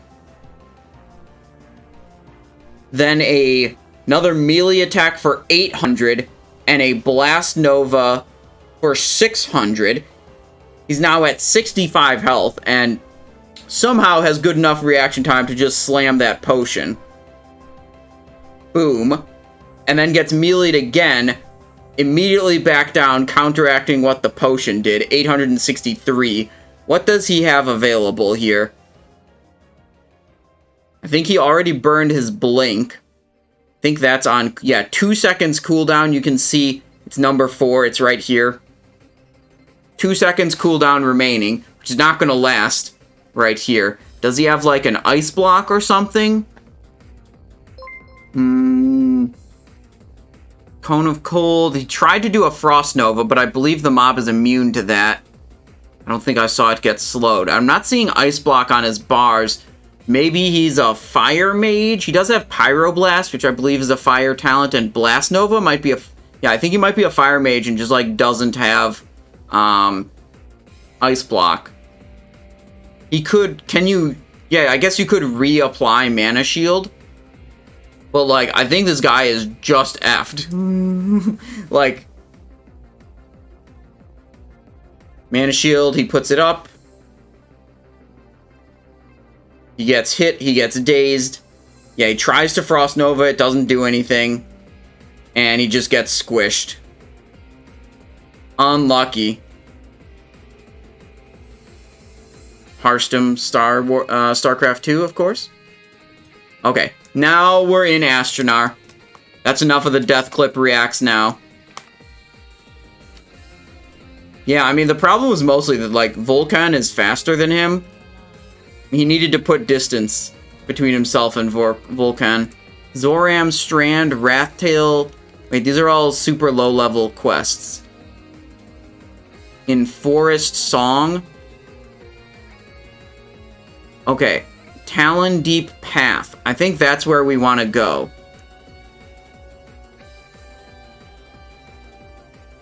The Howling Vale. Vile Satyr, Dryads in Danger. Where is Forest Song? No, thank you.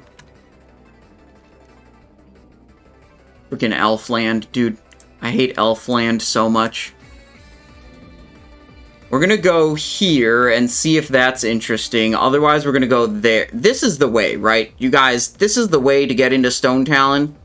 The Talon Deep path. Like, it's got to be the way, right? It's here, not over here. Okay, yeah, okay. Screw these quests. We're going this way. We're going to the Talon Deep path. Oh, shit, did we get a buff? Did she give us this buff? God, Gift of the Wild.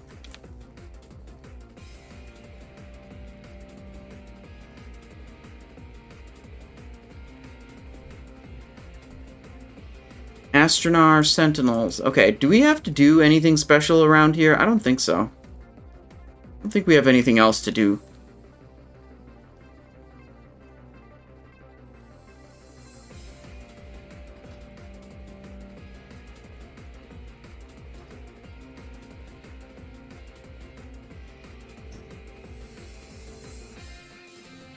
So we want to go approximately southeast. We can follow the path for a little bit, but we'll want to, you know, cut off of the path to get to Talon Deep.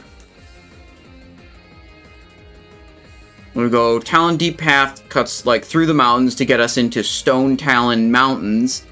And then from there, we go from Stone Talon Mountains into Desolace. Warlock coming through, level 31. Ashnard to Desolace is the worst run ever. Dude, but how else am I going to get to Desolace? Because, like, I can't go through Feralus. That's too high level zone. That's, like, very dangerous. Not happening. And we have to get to Desolace. I think this is the only option. I mean, if it sucks, it sucks. But this is, I think, the only way to get there.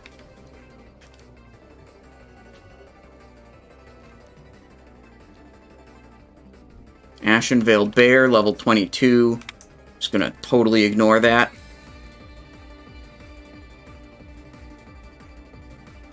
Don't forget to pick up the Azshara Flight Path on your way to connect the Flight Paths. Azshara Flight Path is, like, all the way over there. Do I really have to get that to connect north and south? I mean, it's pretty far out of the way for me to go over and get this flight path. I'm hoping that the Nigel's Point and perhaps Stone Talon flight paths, one of those will connect. Yeah, let's just bank on the Stone Talon and Desolace ones connecting, and if it doesn't, then unlucky.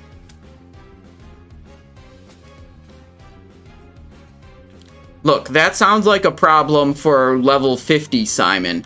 And you know what? We'll deal with that when we're level 50. A guildie just died at 40 trying to get Azshara flight point? Yeah, exactly.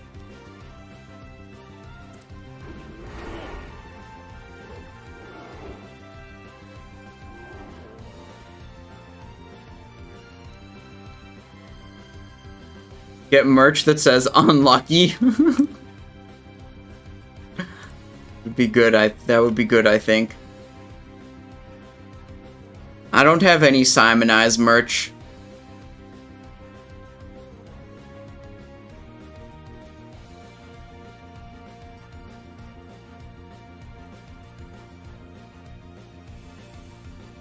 Alright, the Talon Deep Path.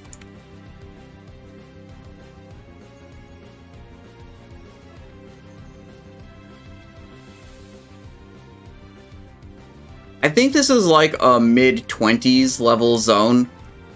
So none of the stuff around here should be that scary to us. I'm pretty sure. But, you know, we're still going to kind of proceed with cautions, because I'm not that familiar with the zone. New Rogue Hunter class? Yeah, dude, this is Simon Bird. It's a green-winged macaw we rescued from the Dead Mines.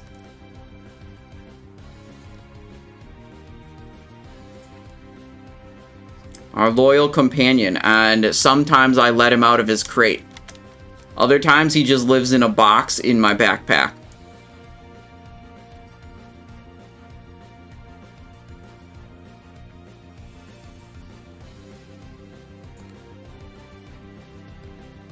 I wish we had a Spirit of Zandalar buff for this journey. Dude, it's gonna be so good when we finally get a mount. We could just move faster through the world. Like, way faster. Okay. It looks like this zone sucks ass. The way to Desolace appears to be this way. So we have to go... We have to at least go all this way. We could go up north here to try to grab this flight point. But that's like there and back. That's probably worthwhile to do. And then we'll go down this way.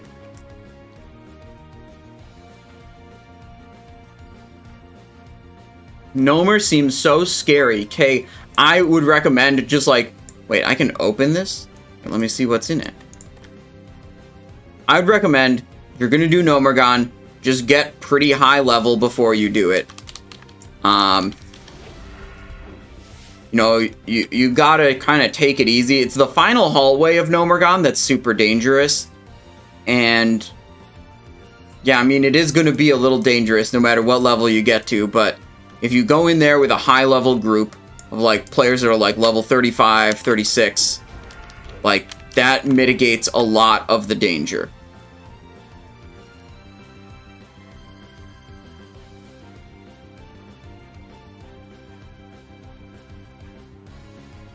Yeah, Werecat is... there's no doubt that it's doable at lower levels, but when you group with random people, you sometimes don't know... you know, how competent they're going to be.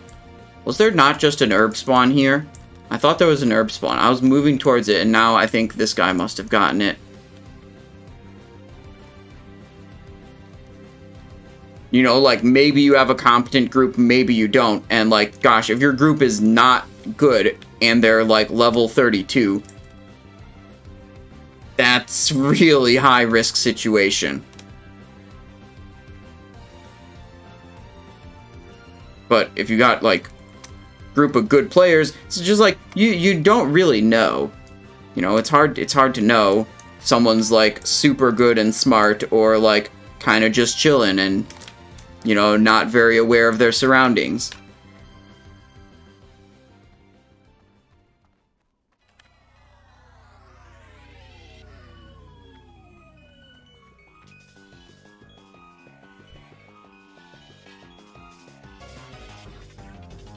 Alright, while we continue this journey, I'm gonna grab myself a little bit of, what the hell? 1 second. I gotta get a granola bar.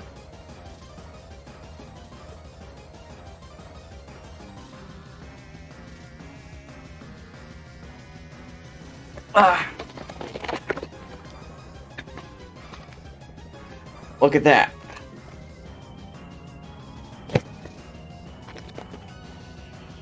Boom. Dude, we're right here. We're not leaving. We're not leaving the station.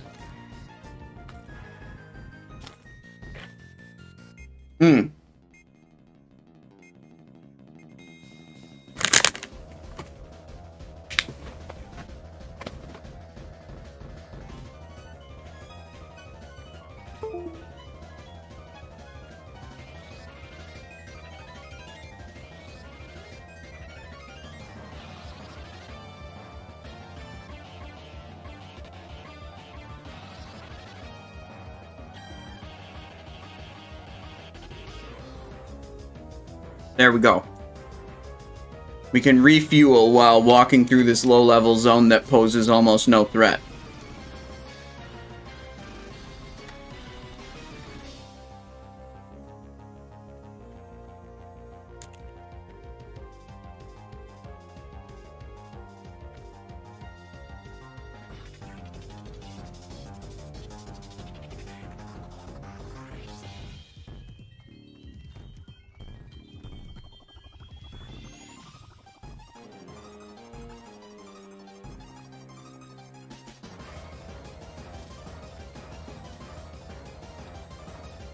We're gonna discover this entire friggin' zone.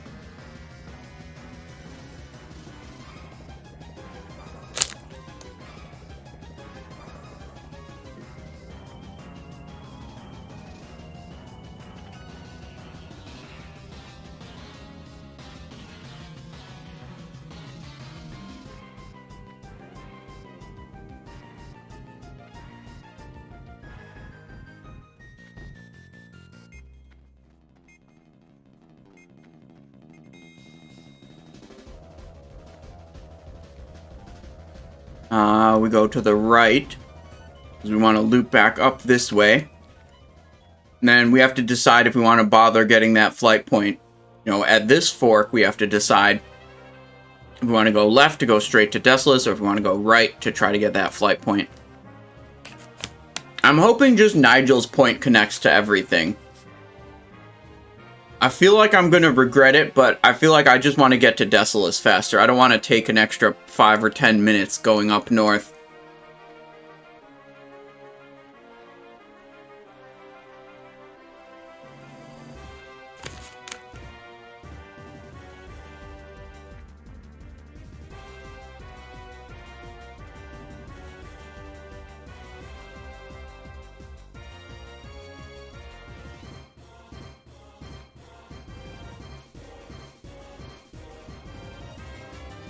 Mr. E says, Nomer is one of your favorite dungeons.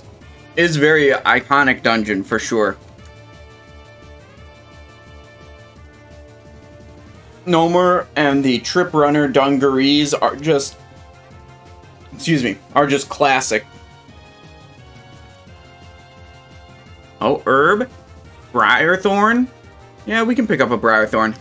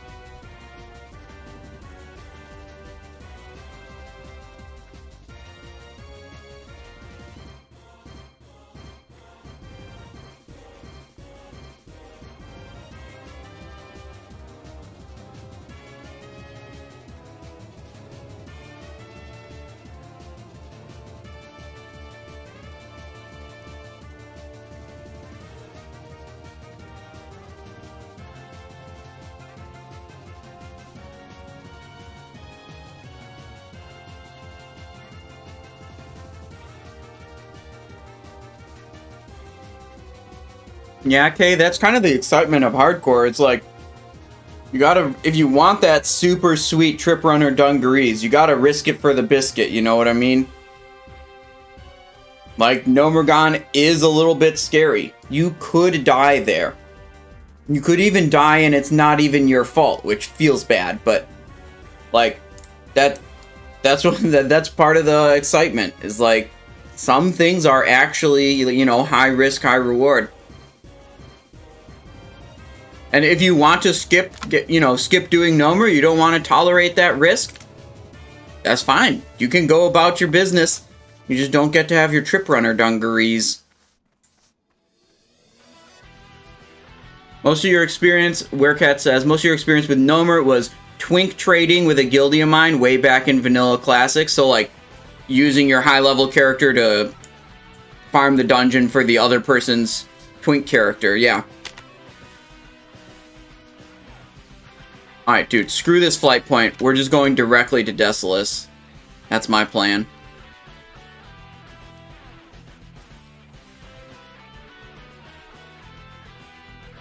I heard the word twink has a plethora of meanings. Yeah, it has a different meaning in World of Warcraft than I think it does in most settings.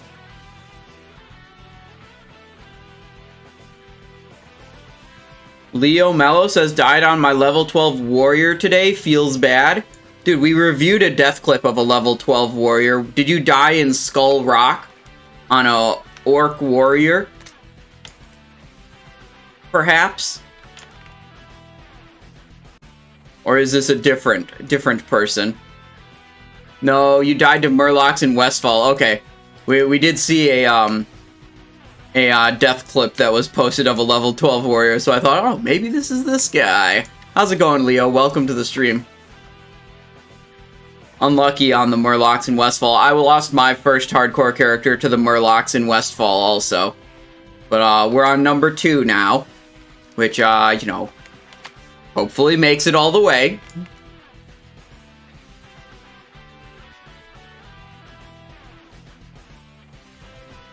Rogue, Flame, Spirit. Dude, these are all low-level mobs. We gotta get into Desolace where there's actually, like, stuff to do.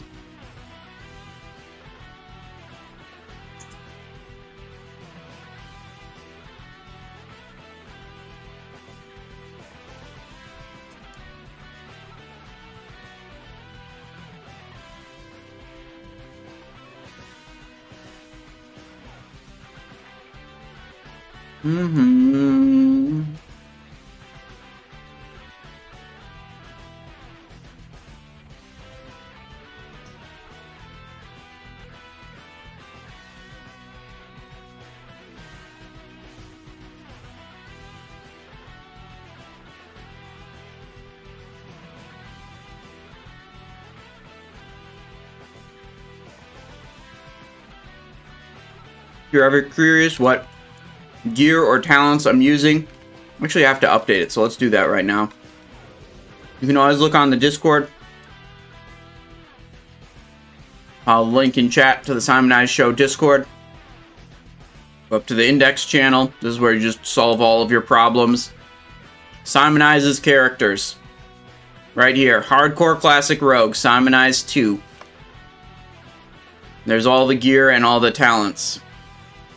Although, okay, it is a little outdated. There, I don't have the exporter add-on. Basalt Necklace of the Bear. Let's fix this up.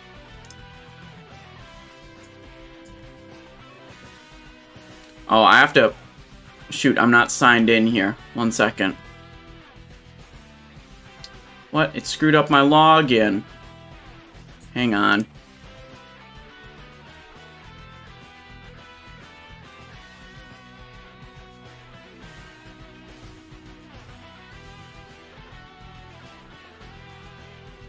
What's wrong with this?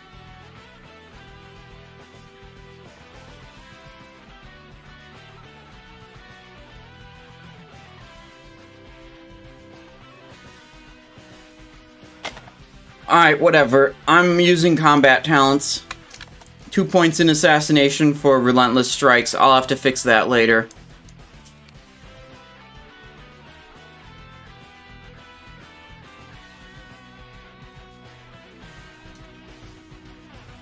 Two points in assassination for, what is it called? Remorseless attacks.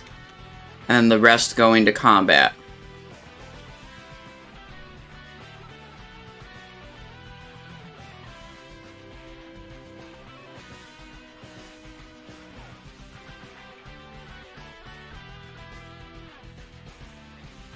For the level 80 ones, I can always update them really easy, because I have a add-on that lets me just, like, copy-paste one thing and export it and, like, update the 80 upgrades really efficiently. It's kind of more annoying for me to manage with the hardcore character in Classic, because the same add-on doesn't work. So I have to manually update them. You gonna have enough gold for mount? I don't know. We'll see. Guys, like, spawned in the ground there. Evening Simon says, Bright Falls, is it time to fight Rexar in Desolace? Yeah, of course. That's why we're going to Desolace. Oh, there's herbs. Kingsblood, Briarthorn. Let's just keep going. I think I have a lot of Kingsblood in the bank. No, I've got 56 gold. I'm over halfway there. My plan is to knock out the Desolace quest that I want to do, and then probably go find somewhere to farm mobs and just, like, grind mobs for a while. I think the Swamp Jaguars in Swampasars have been recommended to me as a good mob grind. Abilities are too good. Dude, I haven't trained a rank of, like... I have a whole bunch of untrained abilities. Like, I only train the ones I use. I do not train higher, like, I have an extra rank of Eviscerate. Don't care. I don't use that ability.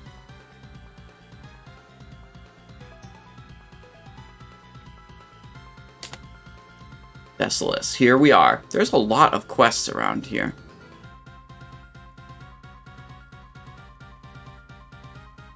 Should be good stuff to do in Desolace. And I'll probably split the VOD. So let's redo another YouTube intro, okay? So if you want to say hi to the YouTube folks, you can do that.